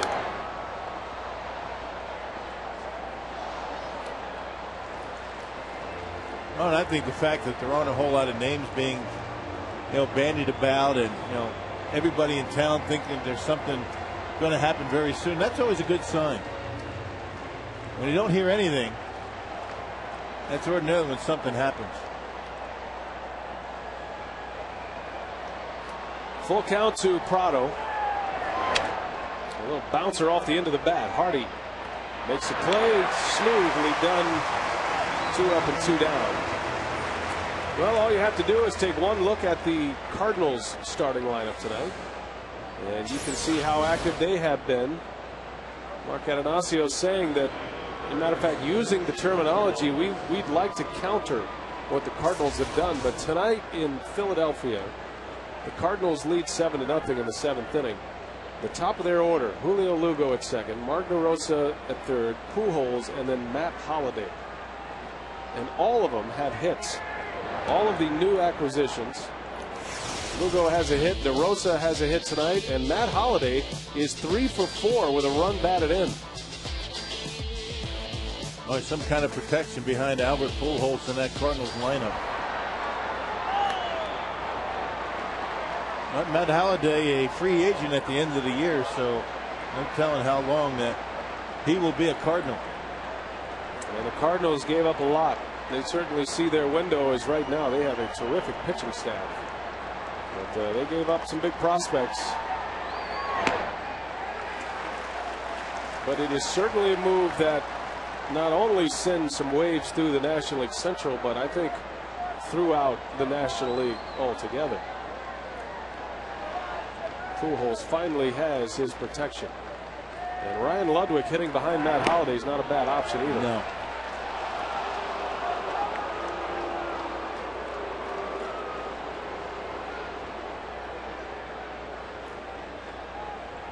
Brewers are 2.5 back to start the day of the Cardinals. But just 1 game behind the Cardinals in the loss column. That one's well hit to right. Jones sends one out of here. And just like that, the Braves untie it. Villanueva gives up a 2-out home run to Chipper Jones on a 2-2 pitch. Now off speed up in the strike zone, and Chipper able to wait back long enough to keep it fair. All right, Carlos Villanueva is certainly a key to this Brewer bullpen. I mean, his success really, I think, has a lot to do with the overall success down there in the pen. Change up that was supposed to be away. Chipper able to wait back and hook it out of here. He's so big and strong.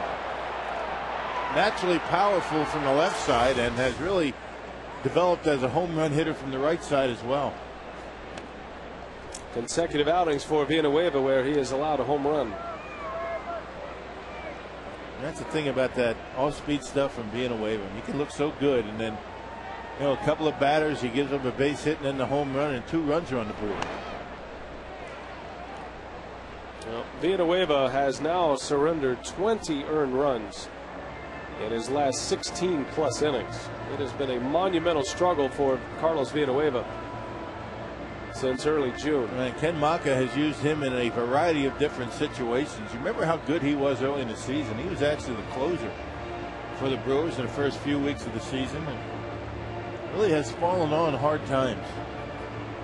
Matter of fact, Villanueva went an entire month's worth of games without allowing an earned run. From May 5th to June 6th, did not give up a run. 14 2/3 innings.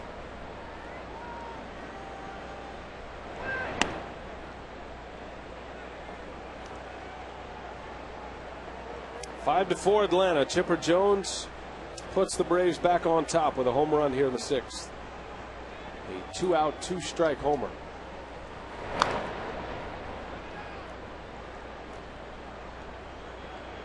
And this is about as early as you will see Villanueva in a ball game. Ordinarily, it's Villanueva late.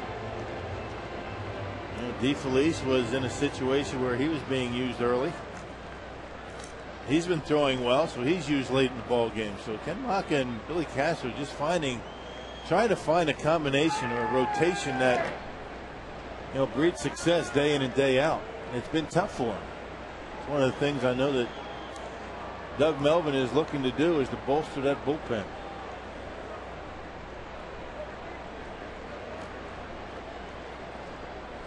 Pitch number 25 coming to McCann, who is 0 for 3, sitting on an 11-game hit streak.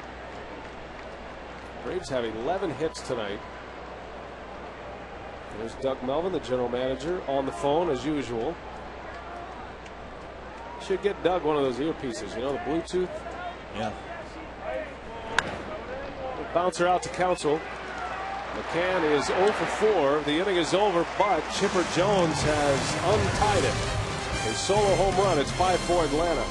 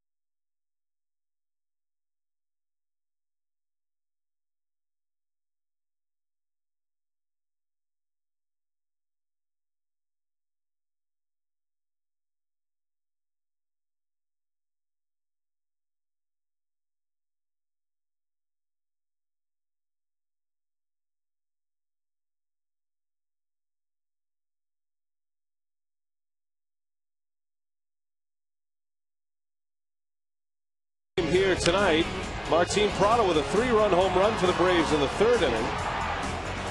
That made it 4-0. But then Craig Counsell delivers 2 RBIs with his double. Got a fortunate bounce off the wall, and it was 4-2 Atlanta after 3 innings of play.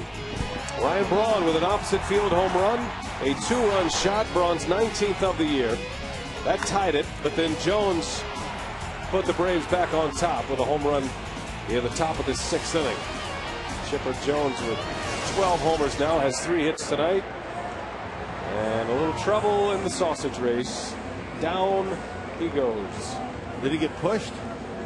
It's possible he could have gotten pushed. Check out the Polish.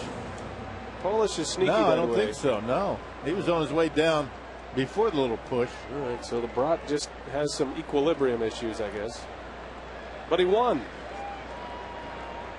Well done. He just had that suit clean too. That is a suit, isn't it? I think so.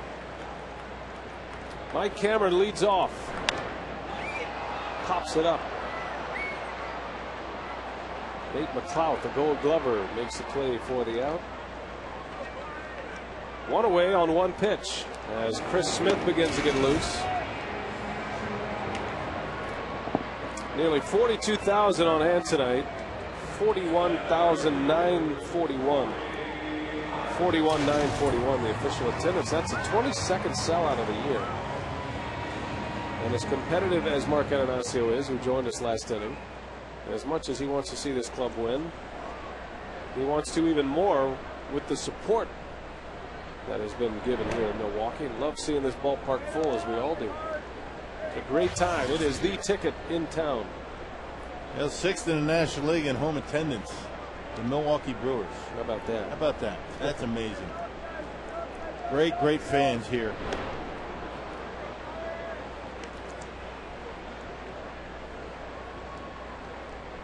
Well, the Brewers trying to send them home happy tonight. Milwaukee has struggled mightily in the last 6 weeks. Got off to a good start. 8 games over 500 in the month of May. And so-so in June. They had a good run there in June, but ended up with a losing record in the month. July has been trouble for the Brew Crew. 6-12 in the month of July.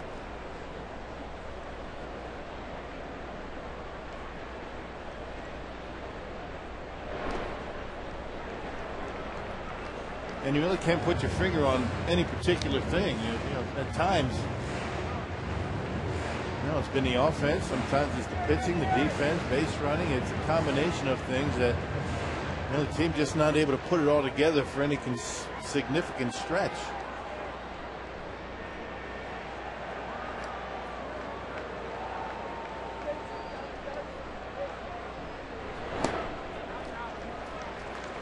Yeah, I guess the one connection that you can make when you try to connect the dots is, for the offense is hitting home runs. When they hit home runs, they ordinarily win. Seems like it.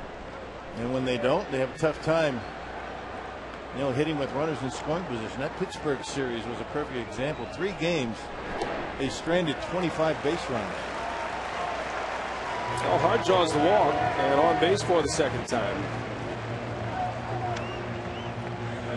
Vasquez gives up a base runner. Tying run is now aboard. Hey, want to remind you that tomorrow afternoon, Fox brings you the national game of the week.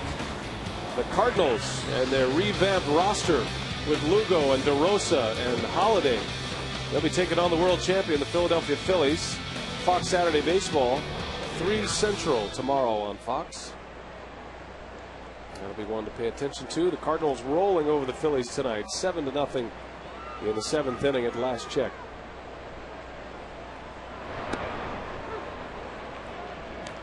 Here's Hardy, who could give the Brewers the lead with 1 swing of the bat.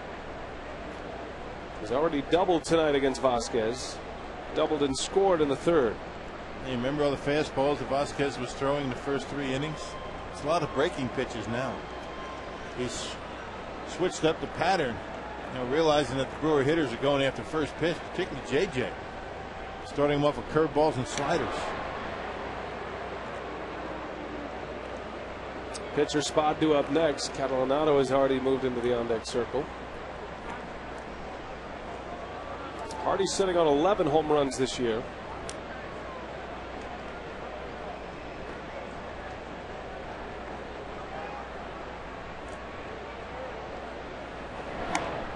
And able to lay off a tough pitch from Vasquez.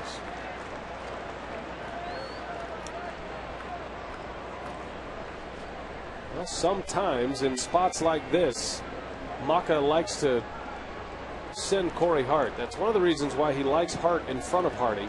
JJ grounds into a lot of double plays. Hart with very good speed at first. Stays put, and Hardy swings and misses a big cut and a big fastball. The Atlanta Braves, one of the best teams in the National League in controlling the running game. I mean, their throwout percentage as a group is about as good as it gets. And a lot of that is because the pitchers realize how important that is. Ryan McCann with a pretty good throwing arm, pretty quick release, but the pitchers really hold runners exceptionally well.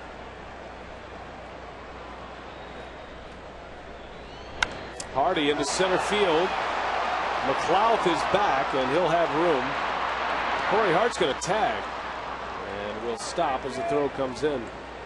So Hardy is out on a deep fly ball out to center. 2 away now. And it's going to be Frank Catalanado to pinch hit.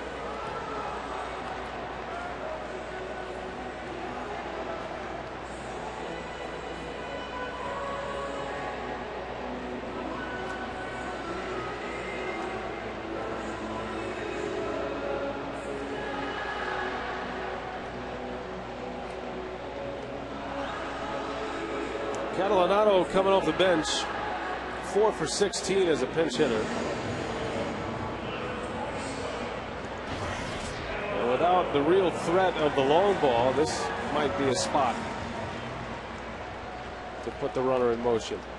Catalanado, a good contact hitter. Frank does have a homer. Came on the last homestand.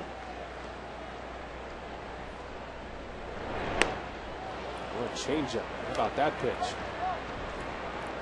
Well, that's what we were talking about. You know, I mean, it's been everything other than the fastball first pitch.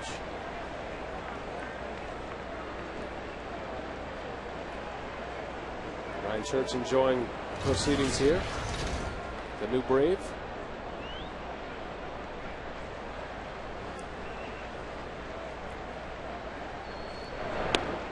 Another one.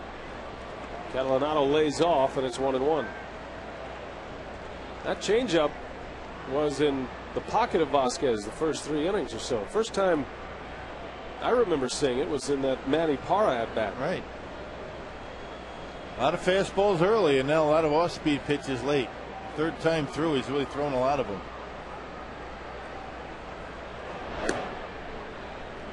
Another one. Tried another one.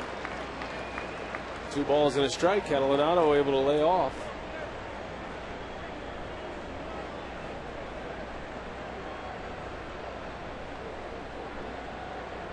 Braves lead by a run, 5-4 here in the bottom of the 6th. 2 outs in the inning. And it's 2-2. Catalanato got a breaking ball from Vasquez.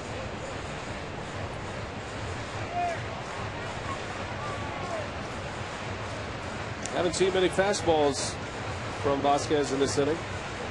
He's racked up 7 strikeouts thus far. Had 7 punch outs and no walks against the Brewers in his last start against them back in June.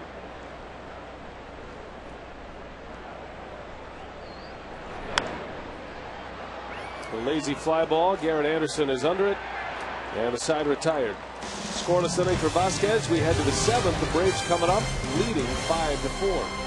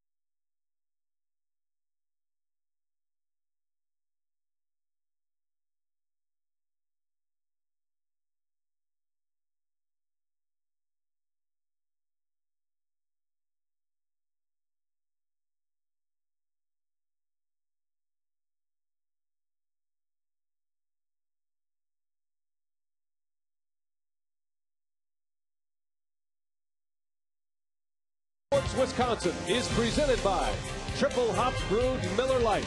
Great taste, less filling. And by Toyota, proud sponsor of the Milwaukee Brewers and the Tundra Territory at Miller Park. Now here's what's coming up for the Brewers and our television schedule. Miller Lite, what's on tap tomorrow. Note we're on WMLW, and we'll hit the air at 6 o'clock Central Time, and then back on Fox Sports Wisconsin Sunday for the final game of the series. And then the rest of this homestand will be on Fox Sports Wisconsin. Monday begins a 4-game series with the Washington Nationals. Chris Smith is in to pitch for the Brew Crew in relief of Carlos Villanueva, who gives up a home run to Jones in his 1 inning. Well, last pitched on Monday against the Pirates. Remember, he hit Jeff Karstens to lead off the inning that he pitched. Ended up giving up a run, but overall good numbers for Smithy. A 2.84 earned run average. Yunel Escobar leads off. Escobar, the reigning player of the week in the National League. 1 for 3 tonight, has a batting average over .390 in the month of July. He's been a big part of this run for Atlanta. Unable to check his swing, and it's no balls and 2 strikes.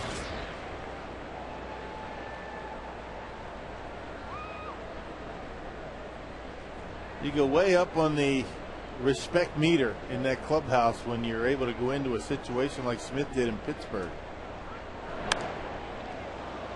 and get the job done that apparently he felt as though he needed to do. And this is the pitch that we were talking about. Early in the season, Carson's drilled Ryan Braun, and to lead off his inning, he gets Carson's right around the elbow. Jason Kendall takes exception to the fact that Carson's barking at Smith.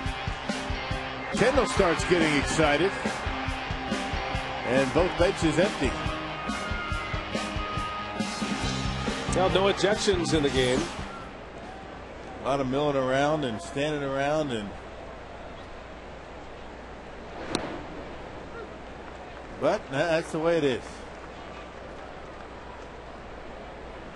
And as this second half has gotten underway, Chris Smith has gotten some more important innings late. Little rollover ground ball to Counsell. A good play for out number 2. So Garrett Anderson is retired, and Chris Smith has the first 2 in the 7th. Well, Corey Hart Northwestern Mutual invites you to drop off new toys or games on July 24th through the 26th during the Brewers Drive for Charity. Get a Corey Hart pin with every donation. For complete details, call 414-902-4000.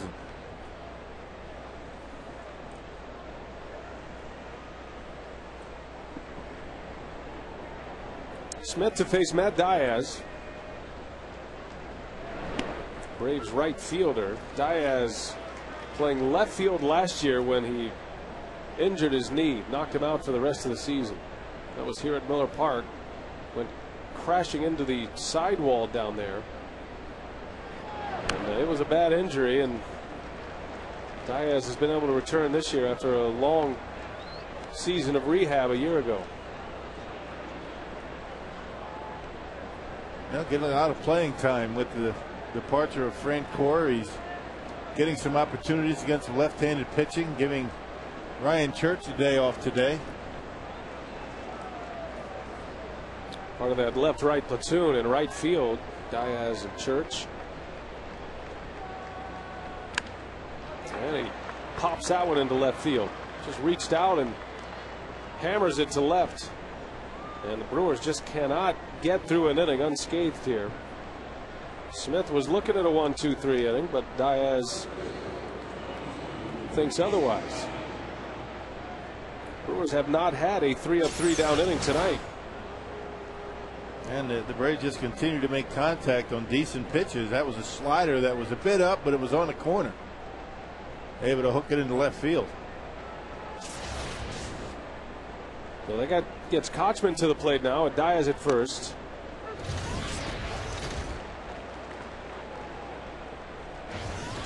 Every Brave has a hit, with the exception of Brian McCann. He's 0 for 4. And he's the guy with the longest hit streak for this Atlanta club.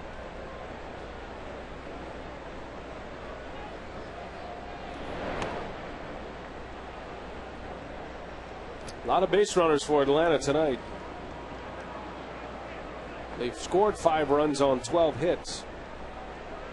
They've stranded 8 base runners thus far.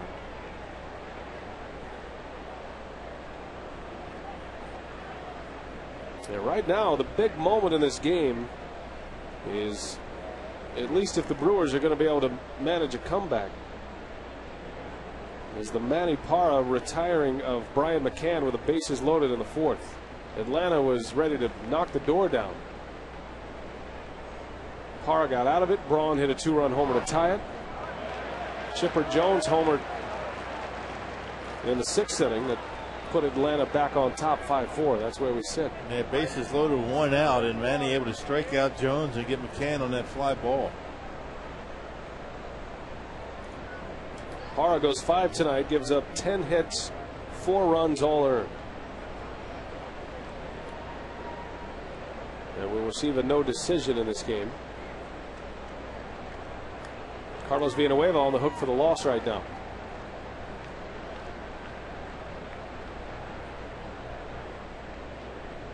Cubs won earlier today. They beat the Reds at Wrigley. Cardinals are winning 8-1 in the 8th inning against the Phillies in Philadelphia. Julio Lugo has homered for the Cardinals. Holiday has 3 hits.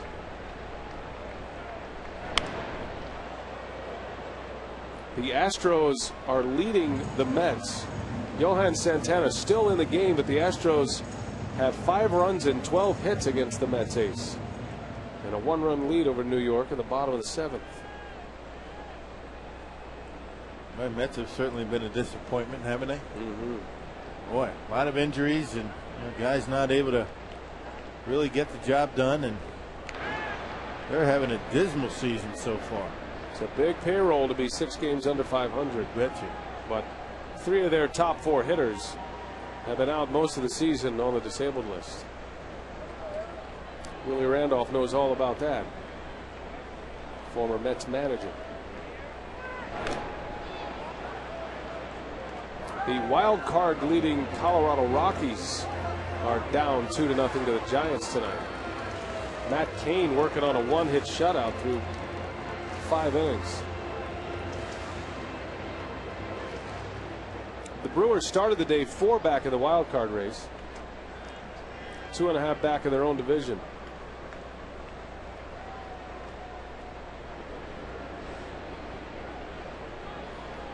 Ball and 2 strikes on Kochman. 2-2.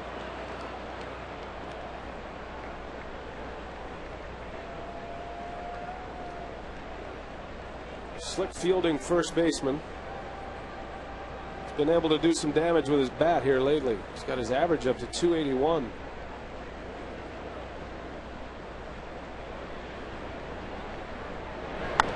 And that one is well hit to right. Back is Hart. And he's going to have room to make the play. Wow, that was close. Nearly a 2-run homer. Instead, a scoreless inning for Smith. Kendall, Counsell, and Ryan Braun due up. Brewers down a run. We head to the home 7th.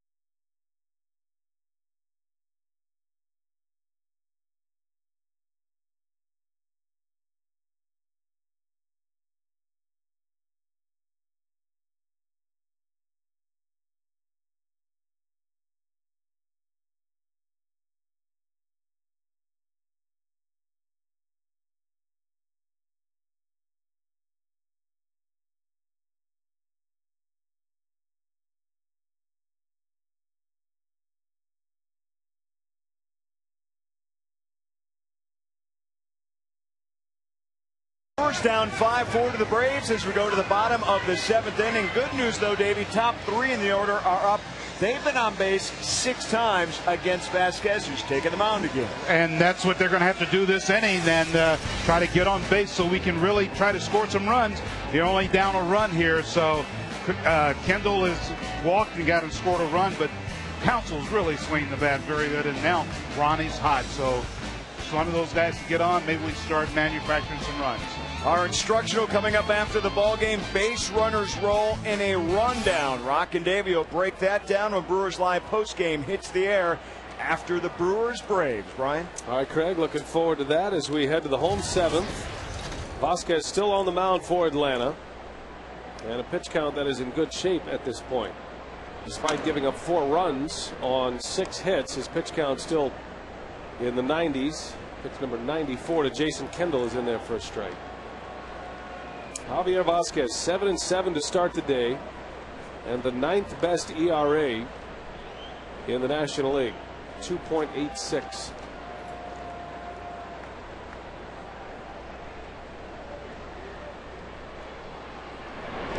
I think the Brewers feel like, you face a pitcher like Vasquez, you feel pretty good about 4 runs and 6 hits at this point.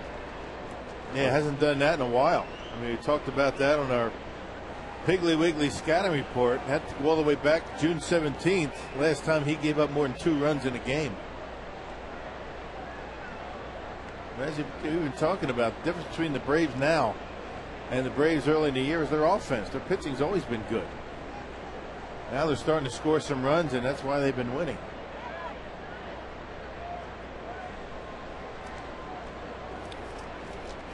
Kendall trying to set the table. Back in the leadoff spot. Kendall walked and scored in the 3rd inning. He scored on Counsell's double in the 3rd. 0 for 2.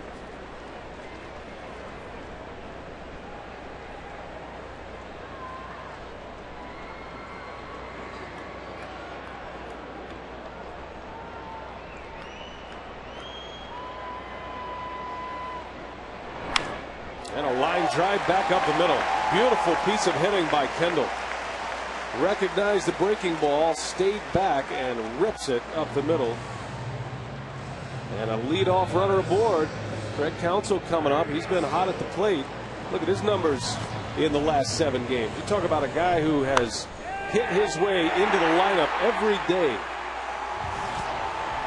Well, and that's why he's at the top of the order. The reason that Jason Kendall's leadoff hitter today is that he had a tremendous road trip. He had about 370 on the road trip and continues to get on base. He's been on base twice tonight. Counsell to bunt.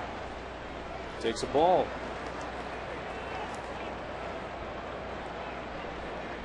You don't see Ken Maka put the bunt on very often, but down a run late against Vasquez, and the situation calls for it. And you got a guy up there that ordinarily is going to get the job done in these situations.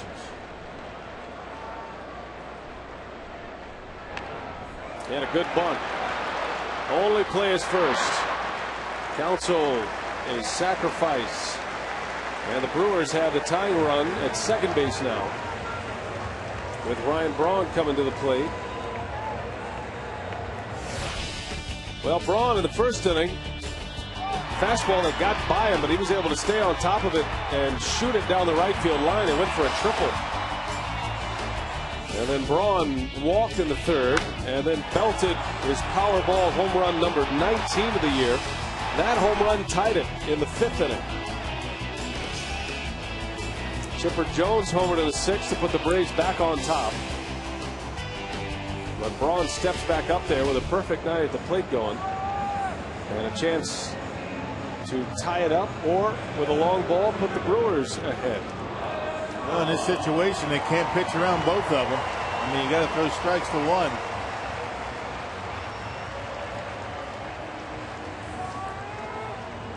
Well, you would never think about walking Braun to get to Fielder on most nights. But remember, Vasquez has struck out Prince Fielder 3 times tonight. I don't see it happening. Fielder waits, and anxiously awaiting another shot. Braves are busy in their bullpen. This will be pitch number 100 for Javier Vasquez. And a strike on the outside corner. Let's take you back. June 7th, Tommy Hanson making his major league debut. Braun homered off Hanson. Matter of fact, he homered twice in that game. Once to left, once to right. And a home run tonight. 3 home runs for Ryan Braun against Atlanta. Brewers took 2 out of 3 from the Braves in early June. Well, how about those 2 fastballs from Javier Vasquez? Yeah, right at the bottom of the strike zone, that last one. No sign of fatigue for Vasquez when he can lay a fastball right there. Borderline, but he gets called strike. And you're better off not swinging at it. That's an out waiting to happen. Now Braun will have to protect. Tying run at second and Kendall. Still pretty good 2-strike hitter.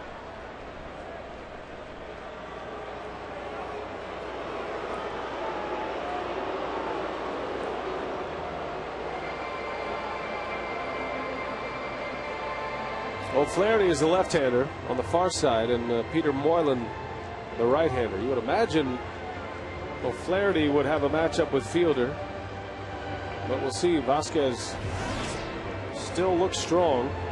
7 strikeouts thus far. And just judging by those 2 fastballs to Braun, you'd say his command is back where Bobby Cox wants it. It's one of the toughest pitches for a right-handed pitcher, the outside corner sinker, the comebacker.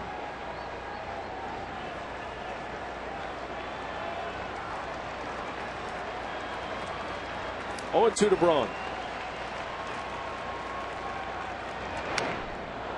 Went in on him, and Braun fouls it away.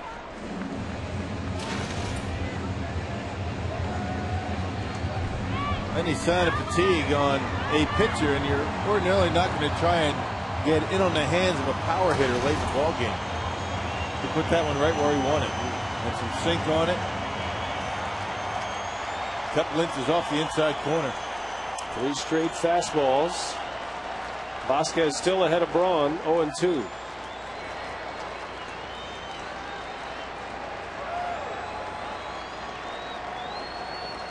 McCann going through the whole repertoire back there.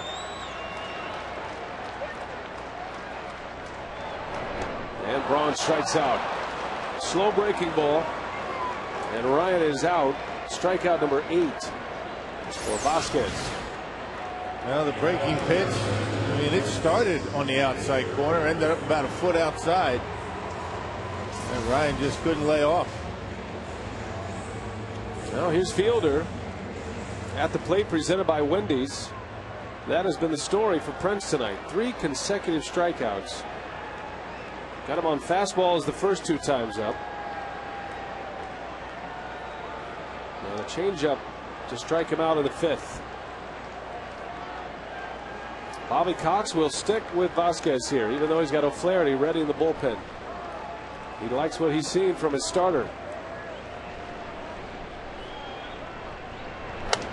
Oh, Fielder trying to hit one to Racine right there. Yeah, just couldn't lay off. He hasn't been able to lay off that high fastball all night. And that really is uncharacteristic of the way Prince's at-bats have gone this year. Ordinarily, he's laying off pitches out of the strike zone. Vasquez struck him out in the 3rd inning with a high fastball. Kendall still at second. And now he's headed to 3rd. And that one gets away from McCann. Kendall rounding 3rd. Holds up. He thought for a moment about giving it a shot.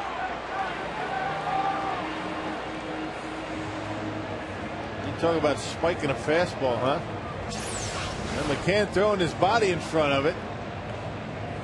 Kind of got crossed up. He fell down by the time he gets there. And no chance for Kendall to be able to score.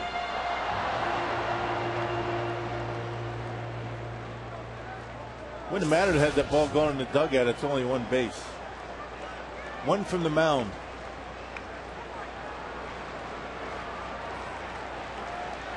Well, now Kendall 90 feet away. Vasquez going right after both Braun and Fielder. He's done it all night. He has not backed down to the Brewers' best hitters. And Fielder now in a hole at 1-2. I'm not sure we've seen a pitcher all year challenge these 2 like Vasquez has tonight, especially in spots where you have bases open.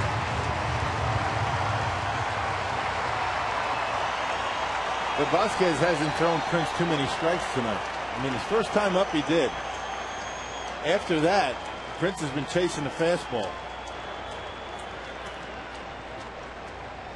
1-2 to Prince. And a cue shot foul, able to hang in there on a off speed. Dangerous pitch right there when you have a hitter up there that's behind your fastball all night. Give him a change up, you're helping him out.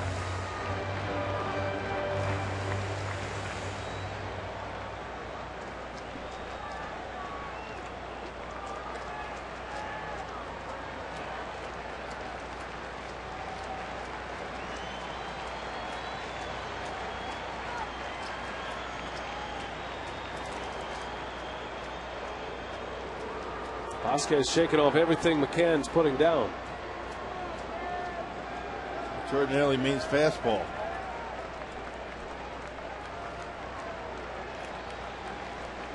Still shaking away, and now he's just going to bring him out. Vasquez has a plan here, and he's not going to move from it. That's why catchers say they only suggest. That's right. Well, you got pitcher has to throw what he really feels in his heart he wants to throw, because he's going to give the best effort on that pitch. Catcher tries to convince him of something else, might not get that best effort, doesn't believe in it.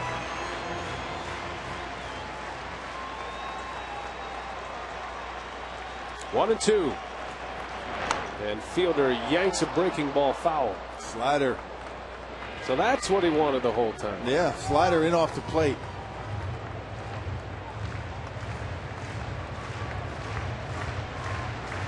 Vasquez has 8 strikeouts tonight, 3 of those on Fielder.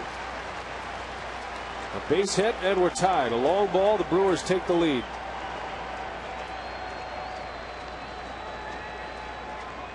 At some point you got to figure Vasquez might regret trying to challenge the big man all night long. I mean, sooner or later I think Prince, they're going to get him. We haven't seen this all year, as you mentioned. He's going back with a fastball here. And Fielder lays off, and that is a small victory for Prince Fielder. He has not been able to lay off that pitch tonight. Vasquez put it right where he wanted to. That's the same pitch that struck him out in the 3rd inning. 2 balls, 2 strikes, 2 outs, and Fielder chased one, and Vasquez strikes him out for the 4th time. Boy, nobody has dominated Prince Fielder like Vasquez this season. Brewers come up empty, still trail by a run.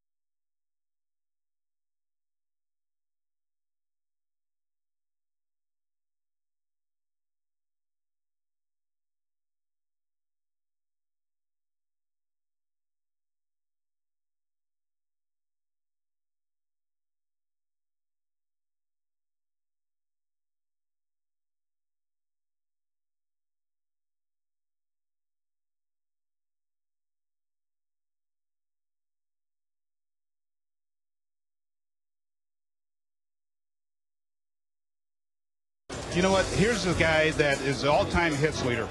You know what? You can commit murder and you get 15 years, right? Hey, you know what? He has served his time. 20 years he's been banned. I think, you know, bygones should be bygones. They've got a blacker eye on baseball with the steroids situation and cheating more so than what Pete Rose. I think he deserves to be in the Hall of Fame. That was earlier today. Drew Olson from OnMilwaukee.com and our own Davey Nelson going at it. We'll have those results for you. Brewers Live following the game. Boy, Javier Vasquez, you got to tip your hat to the Braves starting pitcher tonight. He has gone right after both Braun and Fielder. Braun got him for a home run in the 5th, but he struck out Prince Fielder all 4 times. And Fielder was up there with runners on base 3 of the 4 times tonight. A leadoff hit for Greg Norton, who pinch hits and delivers with a single for Bobby Cox. So even the pinch hitters getting into the act for the Braves. You know, even if you are, you know, a Hall of Famer, there's always a pitcher or two that you face that you just don't see the ball. You don't pick it up very well, and that guy kind of owns you. I mean, I don't know what the career statistics are for Prince Fielder. I can look him up, but you know, apparently, you know, Prince isn't picking it up very well because Vasquez is only throwing 92, 93. I mean, that's not incredibly fast. And certainly Prince Fielder has the ability to turn that stuff around. Actually, Prince before tonight only 1 for 2 against Vasquez, and he has a home run. Now, Fielder, to tell you how rare a 4 strikeout game is, this is the first time it's happened to him this year, but on only 1 other occasion has he struck out 3 times in a game. Sometimes it's just not your night. And there are a lot of ball clubs right now with the way Fielder is swinging the bat that you would never have known because they would have intentionally walked him. And there were a couple of opportunities for Bobby Cox to do so, but he let Vasquez make his pitches. Vasquez is out after 7 innings, 7 hits, 4 runs, and in line for the win. And that one is hit high in the air to right. Nate McLouth has sent one out of here, and the Braves now with a 3-run lead as McLouth belts his 15th of the season. And that one hurts.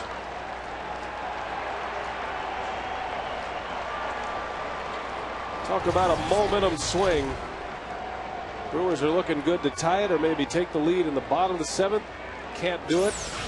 And McLouth gives him a little insurance. Yeah, fastball right down the middle, right at the belt. And Nate McLouth, who's got pretty good power for a leadoff hitter, actually excellent power for a leadoff hitter, and puts that one way back and right. So the Braves have a 3-run lead. 7-4 Atlanta.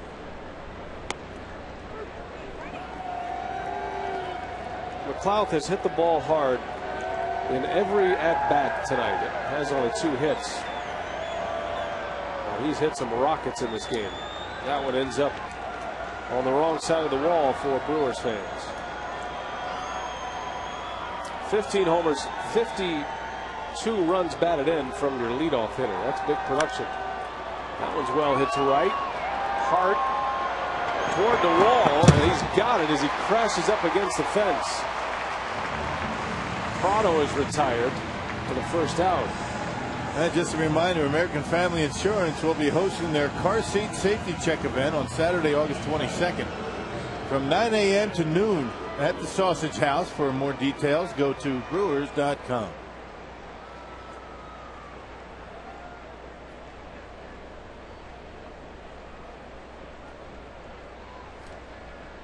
One gone for Chipper Jones. The Braves have done it with a long ball tonight. Prado, Jones, and McLouth all homering. Jones's home run put the Braves back on top against Villanueva. Just hooked one out of here for his 12th home run of the year. And his 5th as a left-handed hitter. Jones has a 3-hit game tonight.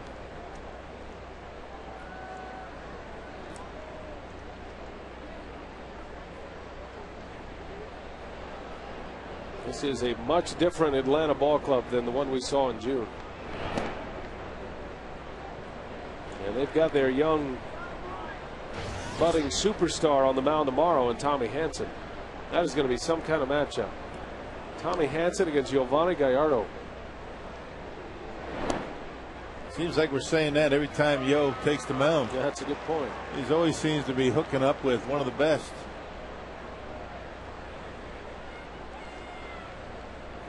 Well, Gallardo and Hanson tomorrow. If you haven't seen Tommy Hanson pitch, it's worth the ticket. He's something else. He's 5-0 in his rookie campaign. He made his debut against the Brewers on June 7th, and he's won 5 games from June 7th until now. And most of that ERA he has established came from that day against the Brewers in his debut. Yep, first major league start. Brewers had him beat. Unfortunately, couldn't close it out. Hanson giving up 5 runs in that game. Here's our Ho-Chunk Gaming text question. Can a suspended coach buy a ticket and watch the game? Wow. No. Can't do that. No. Cannot be at the ballpark. John in Milwaukee. I guess he could be left on the pass list. Yeah, he wouldn't even need to buy a ticket. Put him on the pass list. Come on in. You know, I think John maybe is thinking about Bobby Valentine, you know, putting on the fake mustache, the sunglasses. Yep, and the suspension gets even steeper. But there's not much a hitting coach can do from the stands anyway, right? Right. Except maybe.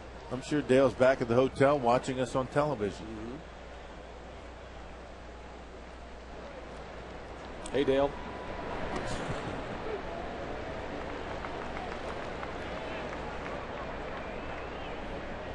Brian McCann is 0 for 4. The only Brave without a hit tonight. That includes the pitchers and the pinch hitters.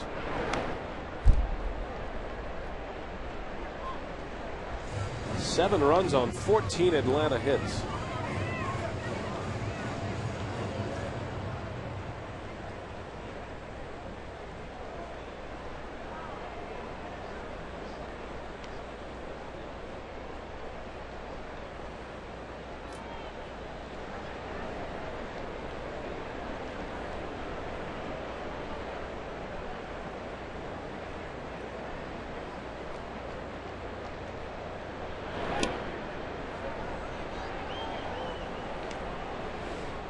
Seth McClung loosening. He'll be next.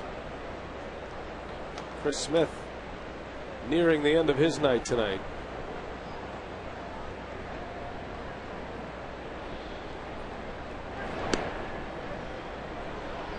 And it's 2-2.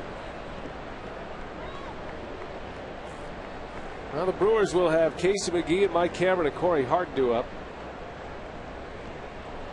5, 6, and 7 in their order. And right now down 3 runs. Struck him out. A fastball that got by McCann, and he's 0 for 5. And the first strikeout for Smith. 2 away in the inning. And put that one right where he wanted. Unlike the fastball that he threw to McLeod. Check it out, going away from McCann. Down around the knees, right on the corner.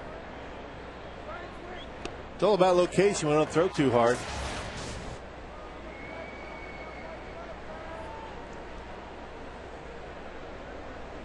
Yunel Escobar looking to swing first pitch. Does so. It's off the glove of McGee and a base hit. And Escobar has 2 more hits. And his big month continues.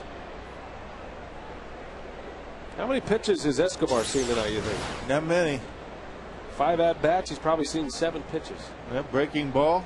Getting a little bit too much to the plate first pitch and knocks it off of McGee's glove into left field.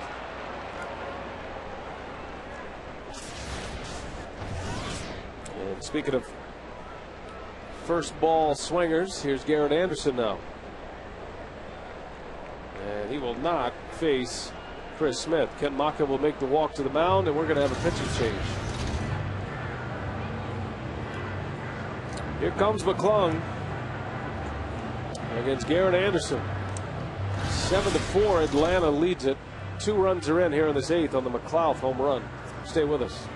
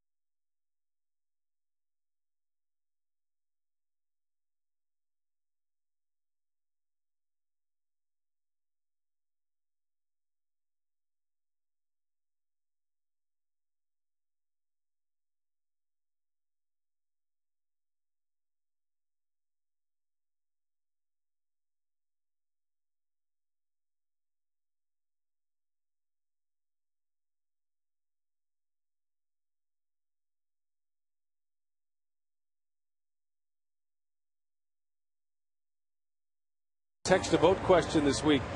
Which should the Brewers trade for next? A starter, a reliever, or a position player? And the masses want a starting pitcher. And the general manager is doing all he can. Seth McClung in the game. 2 outs, 2 runs in. And McClung will face Garrett Anderson. See the numbers on Seth. It's been a bit of a struggle, Rock, since he returned to the bullpen from the starting rotation. Yeah, that stint as a starter lasted only 2 starts and really wasn't very effective. And since that time, as you mentioned, it's been a struggle for him. He's not able to really locate his pitches, getting behind in the count, and giving up some runs. First pitch breaking ball in there for a strike. Garrett Anderson loves that first pitch fastball. He has 2 hits tonight. 7 runs on 15 Atlanta hits. Been a rough night for Brewer pitchers. Hara, Villanueva, and Smith, and now McClung.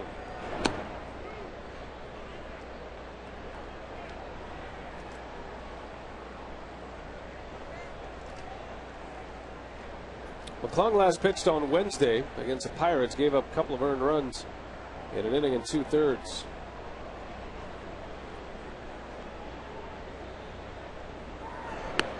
Another breaking ball, a good one. 1-2. The Brewers giving up 3 home runs tonight. Brewer pitching allowing 8 home runs in the last 2 games. Yeah, 5 against the Pittsburgh Pirates. A team that doesn't hit many in a ballpark that is relatively difficult to hit home runs. Bit of a surprise in yesterday's ball game, or I should say Wednesday. That one is hammered to center. Cameron's got it on a hop. Rounding third, headed for home, is Chipper Jones, and he'll score a base hit and an RBI on a 2-strike pitch. And it is 8-4 Atlanta. Garrett Anderson's swinging the bat much better than he did last time the Brewers saw the Braves. He was having an awful time when the Braves were in Atlanta. A fastball out over the plate, able to drop that big heavy bat on that baseball and hit it hard into center field to score Chipper. Well, he's always been able to hit the fastball, and still is. 3 runs are in. 8-4 Atlanta. 2 on.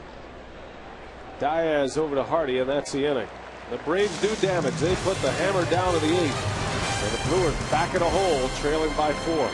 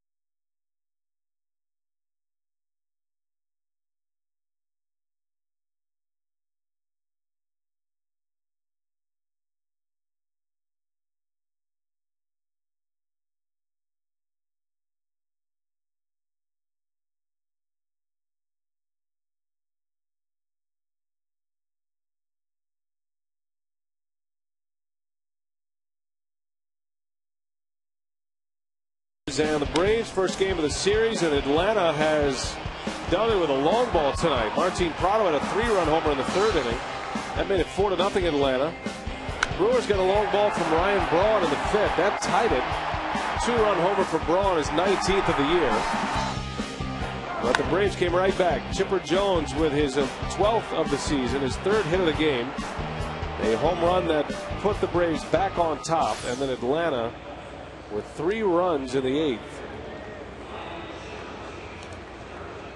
Brewers hat, Braves jersey. Matt Diaz goes to left field. And Ryan Church will take over in right field. Garrett Anderson is out of the game. And the new Braves pitcher is Peter Moylan. Well, 54th appearance already for Moylan. That's a lot of appearances so far this year. 2-2 record. A .417 earned run average. The side armor. Tough on righties.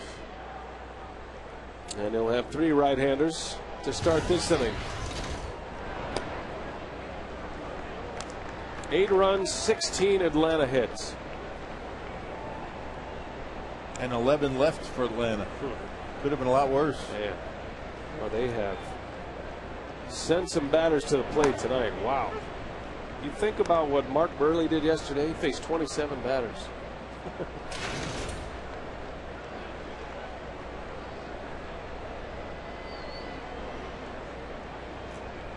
Braves had that taken care of in the 5th inning. Seems like.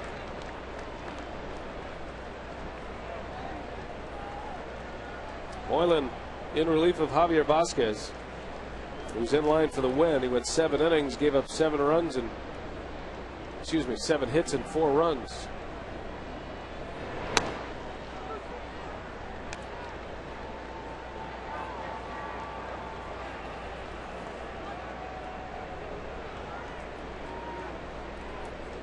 Don't forget, we're on WMLW tomorrow for game 2 of this series.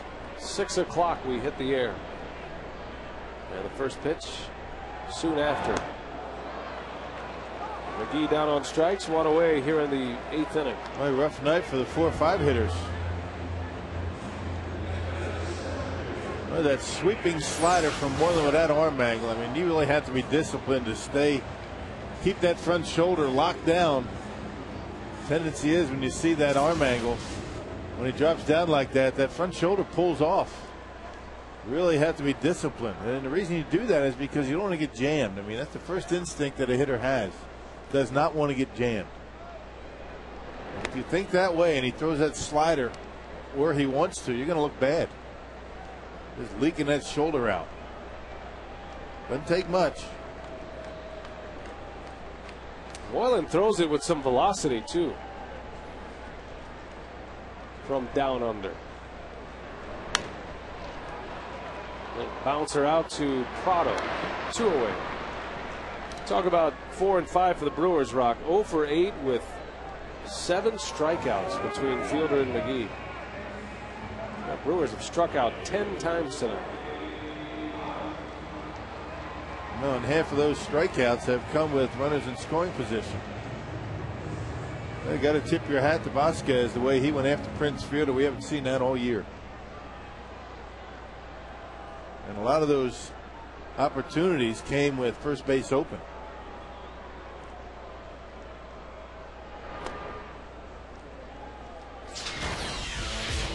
That's what the box score looks like for the Brewers tonight.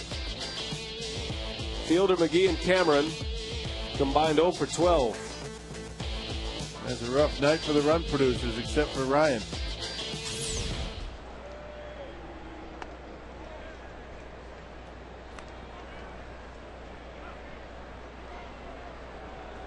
Well, we're sitting here, what, the end of July? Latter part of July, I guess Prince is due for one. Haven't seen many. No, he hasn't had a game like this all year. He'll be back tomorrow, to be exact. Every day. That's what's great about the game. It allows you to have a short memory. You better have a short memory in this game, right? This was not over either.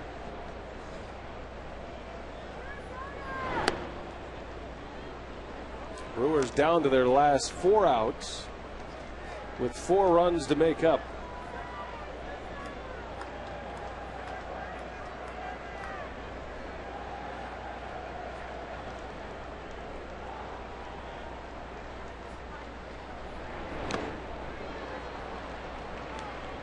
But the way back is in front of him. You're at the bottom of the order right now. So he gets some men on base. You would eventually bring the tying run, potential go-ahead run to the plate if you had some men on base with your sluggers coming up.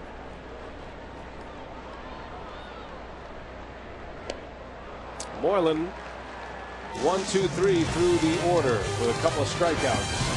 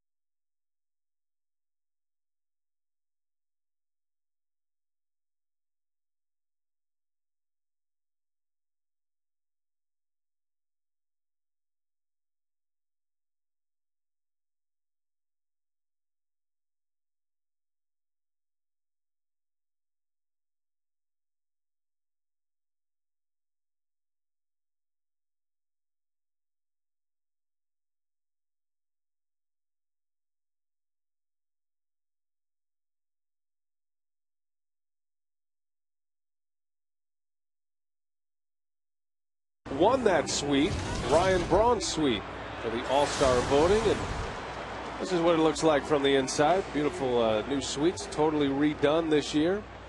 What an experience for them as they help send Ryan Braun to the All-Star game. The most votes. Good time up there. Beautiful new suites. So congratulations. Well done. Way to make your votes count. Braun, the starting left fielder. Excuse me, right fielder this year. And for the second consecutive year, starting in the outfield for the National League. Voted in by the fans. 8-4 Atlanta. Playing the ninth. Casey Kochman leads off. Then Ryan Church, and then back to the top of the order.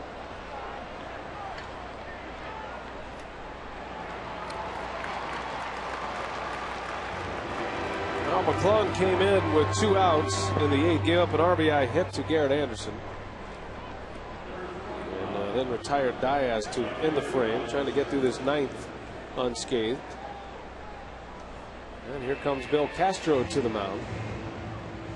And if you're wondering why a pitching coach goes to the mound after an out, mostly in this scenario, it has to do with the hitter coming up. Ryan Church will be batting for the first time. So quick scouting report.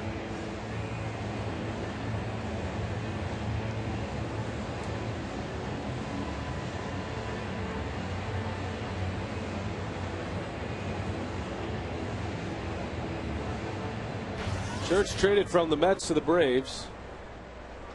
And just about the time Church arrived in Atlanta, they got hot. Not sure how much of the credit he's taking, but hey. Coincidence? I think not. Who knows? No such thing, is there? Meanwhile, Jeff Francoeur sent to New York. A right-handed outfielder for a left-handed hitting outfielder.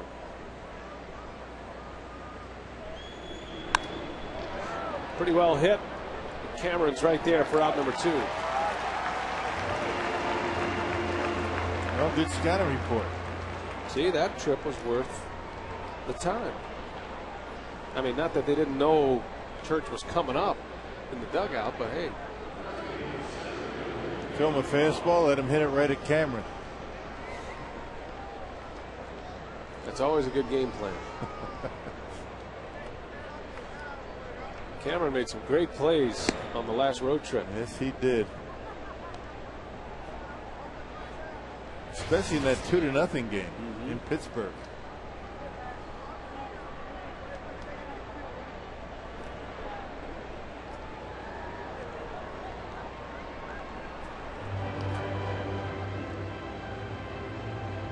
Nate McLouth has 2 hits tonight, but has not put a ball in play anywhere outside the barrel of his bat. He has scalded 4 baseballs in this game.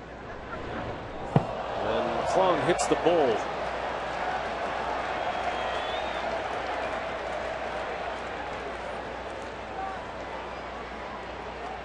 I think that might have been his changeup.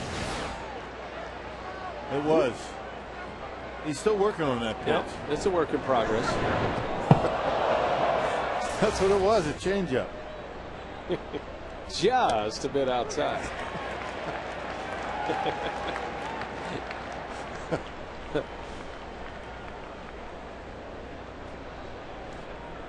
As only he can say it. Right. McLouth walks.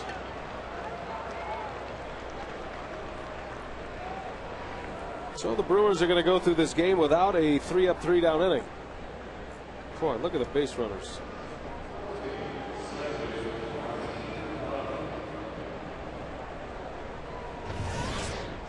"46 batters for the Braves in this game. This is number 47, Rock, if you're keeping score. I am. The BF category, batters faced.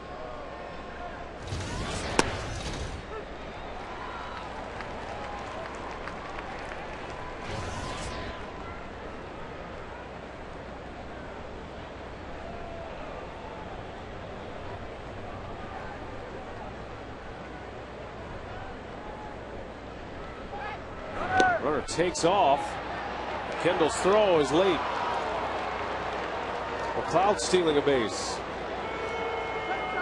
And into scoring position here for Prado.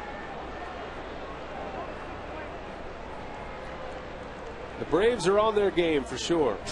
Well, they look like it. They look like a team that has won 7 of their last 10. Well, not a very good lead, but a good jump. McClung very slow to home plate. But a good throw by Jason to make it close. 13th stolen base for McLouth. He's only been caught once this year. And now a base hit makes it 9-4. And there is a base hit. And McLouth's going to score easily.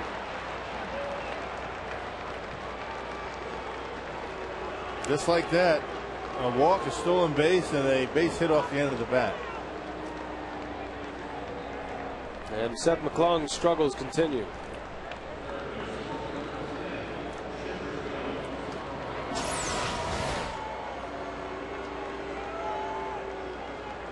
Prado has driven in 4 tonight on 2 hits. Inside out and able to dump it in front of Corey Hart out in right field, and with good speed, Nate McLouth able to score easily.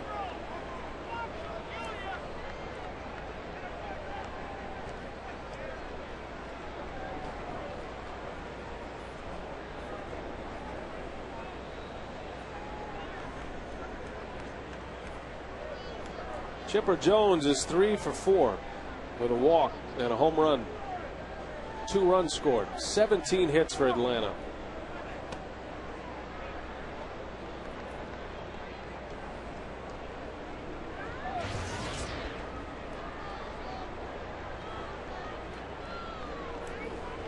Cardinals won tonight. They beat the Phillies 8-1.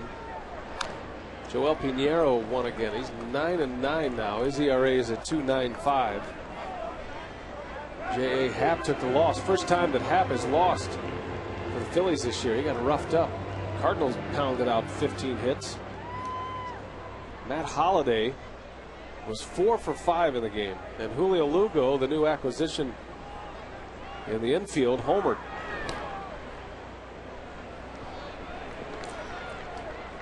By the way, that base hit by Prado, the most by an opponent this year against the Brewers. It had been 16. So the Braves, with their most hits in a game. Jones draws the walk. And 2 more on base. At the top of this Braves order, 1 through 3 have really done a number tonight. Brewers only got Chipper Jones out once tonight.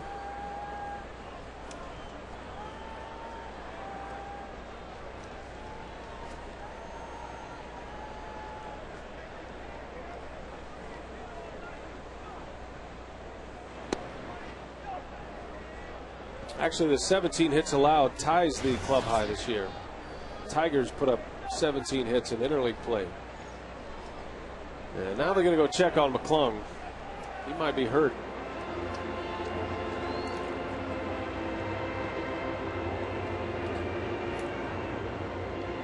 Roger Kaplinger, the Brewers athletic trainer, saw something and he popped out of that dugout immediately.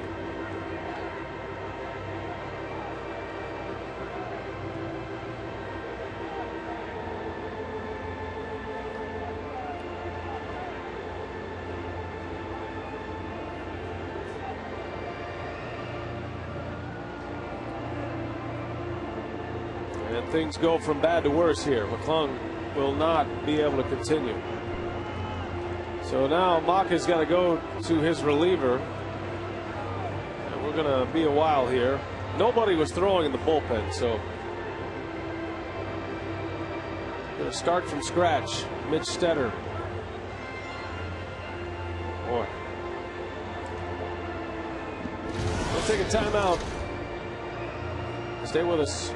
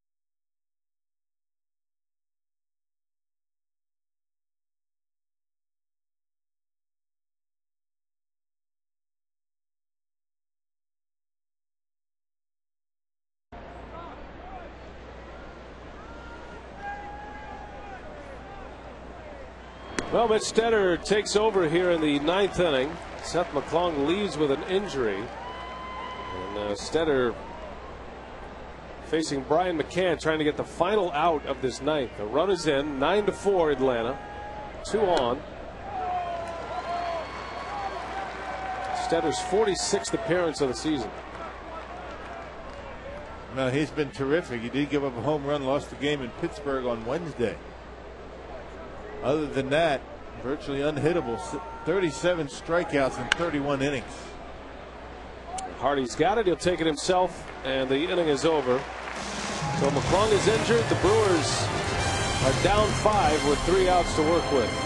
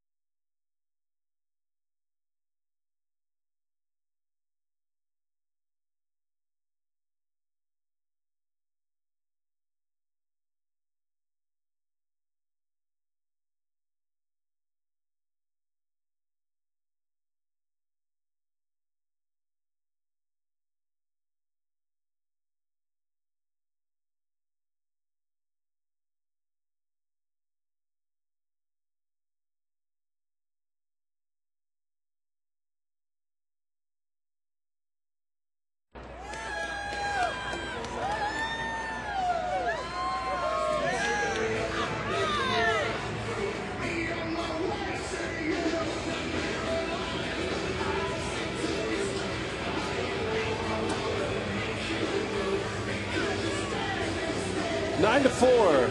Still having some fun here at Miller Park. A sellout crowd tonight, nearly 42,000, but it has been all Atlanta. 9 to 4. Atlanta leads it on 17 hits, and Bobby Cox will bring in his closer in a non-save situation, Rafael Soriano. Well, look at the numbers on this guy. He's allowed only 1 home run, and opponent batting average about $1.50, 61 punch outs in just shy of 46 innings of work, and a 1.58 ERA. Not bad. Taking over for Mike Gonzalez in that closer's role. Gonzalez might not appear in this series. He was hit by a line drive, and he's having some trouble with his pitching arm. Not hurt enough to go on the disabled list, but they're going to give him a few days off. So Cox will be a man short in his bullpen. You know, yesterday against the Giants, Gonzalez got drilled right on the back of the elbow. That's about the same spot where Dave Bush got hit, and had to leave the game. Going to be missing a few here. Now, those who have hung around here tonight, and those of you watching, you're going to be rewarded with a Felipe Lopez sighting. He's going to pinch hit next. So maybe that's a sign that he's going to be good to go to start tomorrow and make his Brewers home debut tomorrow after the trade with the Diamondbacks. Man, it's really not that bad, that hamstring. Just want to be extra careful that you don't run him out there too soon and that hamstring blows on him. Actually got a pinch hit appearance on Wednesday. So hopefully we'll be back in that lineup tomorrow.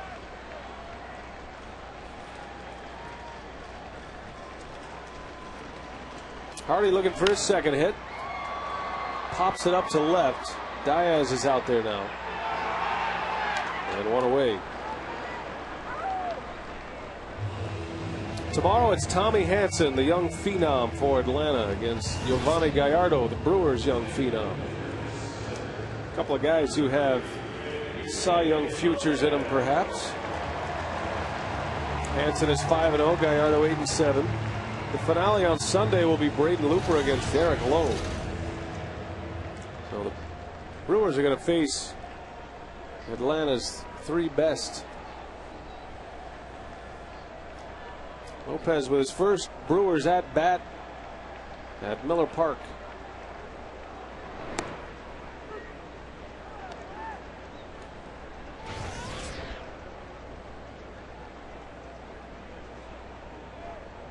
There's certainly a nice pickup on many different fronts. You know, veteran guy that has good presence in the clubhouse, and you get that hamstring squared away. You get him at the top of the order every day. You strengthen your bench up. Just unfortunate the Brewers haven't been able to use him last couple of games.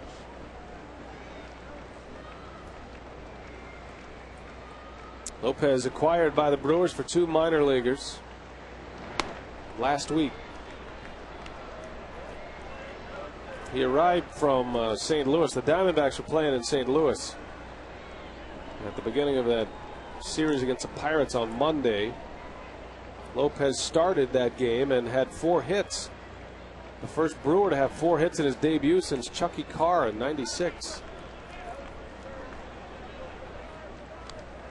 Chucky must have had a lot of 2-0 counts that day when he had for 4 hits. He doesn't take 2-0, that's for sure. Chucky don't take 2-0. It's the famous quote. That ain't Chucky's game. No. Lopez takes a call on strike 3. 2 outs. I always wonder about a guy that refers to himself in the third person. Brian's often thought about that as well. How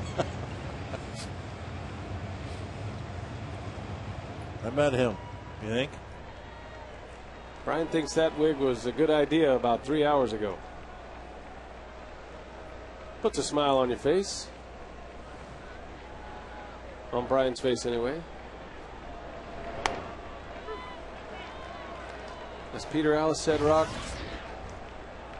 you smile, the whole world smiles with you. If you cry alone. You can use that at your barbecue tomorrow. That was Peter Alice, huh?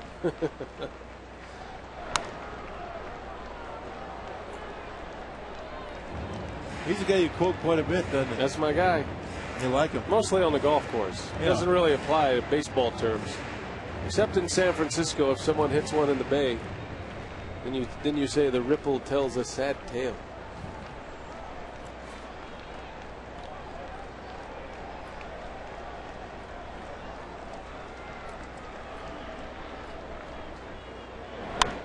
Big instructional tonight. Going to be talking about the runner's responsibility in a rundown. You're not just in there to run into it out. Yeah, I'm looking forward to see what Davey has to say about that. Because when I was on base, that's what I did. I just ran into outs. I had no other chance. You play the interference card, did you? And do the old Albert Bell, Fernando Vina. I don't blame you. Actually, Davey taught Albert to do that. Is that right? But we had a rundown earlier, so it's timely. A lot of throws were made in this rundown. So that's a good rundown. The runner did a nice job. Yeah, good rundown from the hitter's perspective. Not so much for the defense. There's Davey. There's Davey and Craig getting ready. I know Craig's going to do the running here. I'm going to have the glove, and Davey's going to explain what to do because Davey was a base running coach. What do I know about base running? And the guy in the background, Jesse, he'll be the reason why you get to see that at home. See the eyes to the instructional.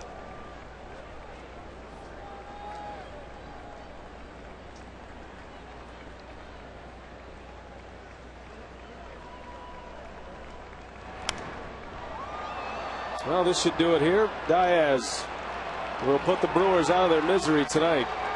9-4. The Braves beat the Milwaukee Brewers. Brewers Live coming up right after the turn.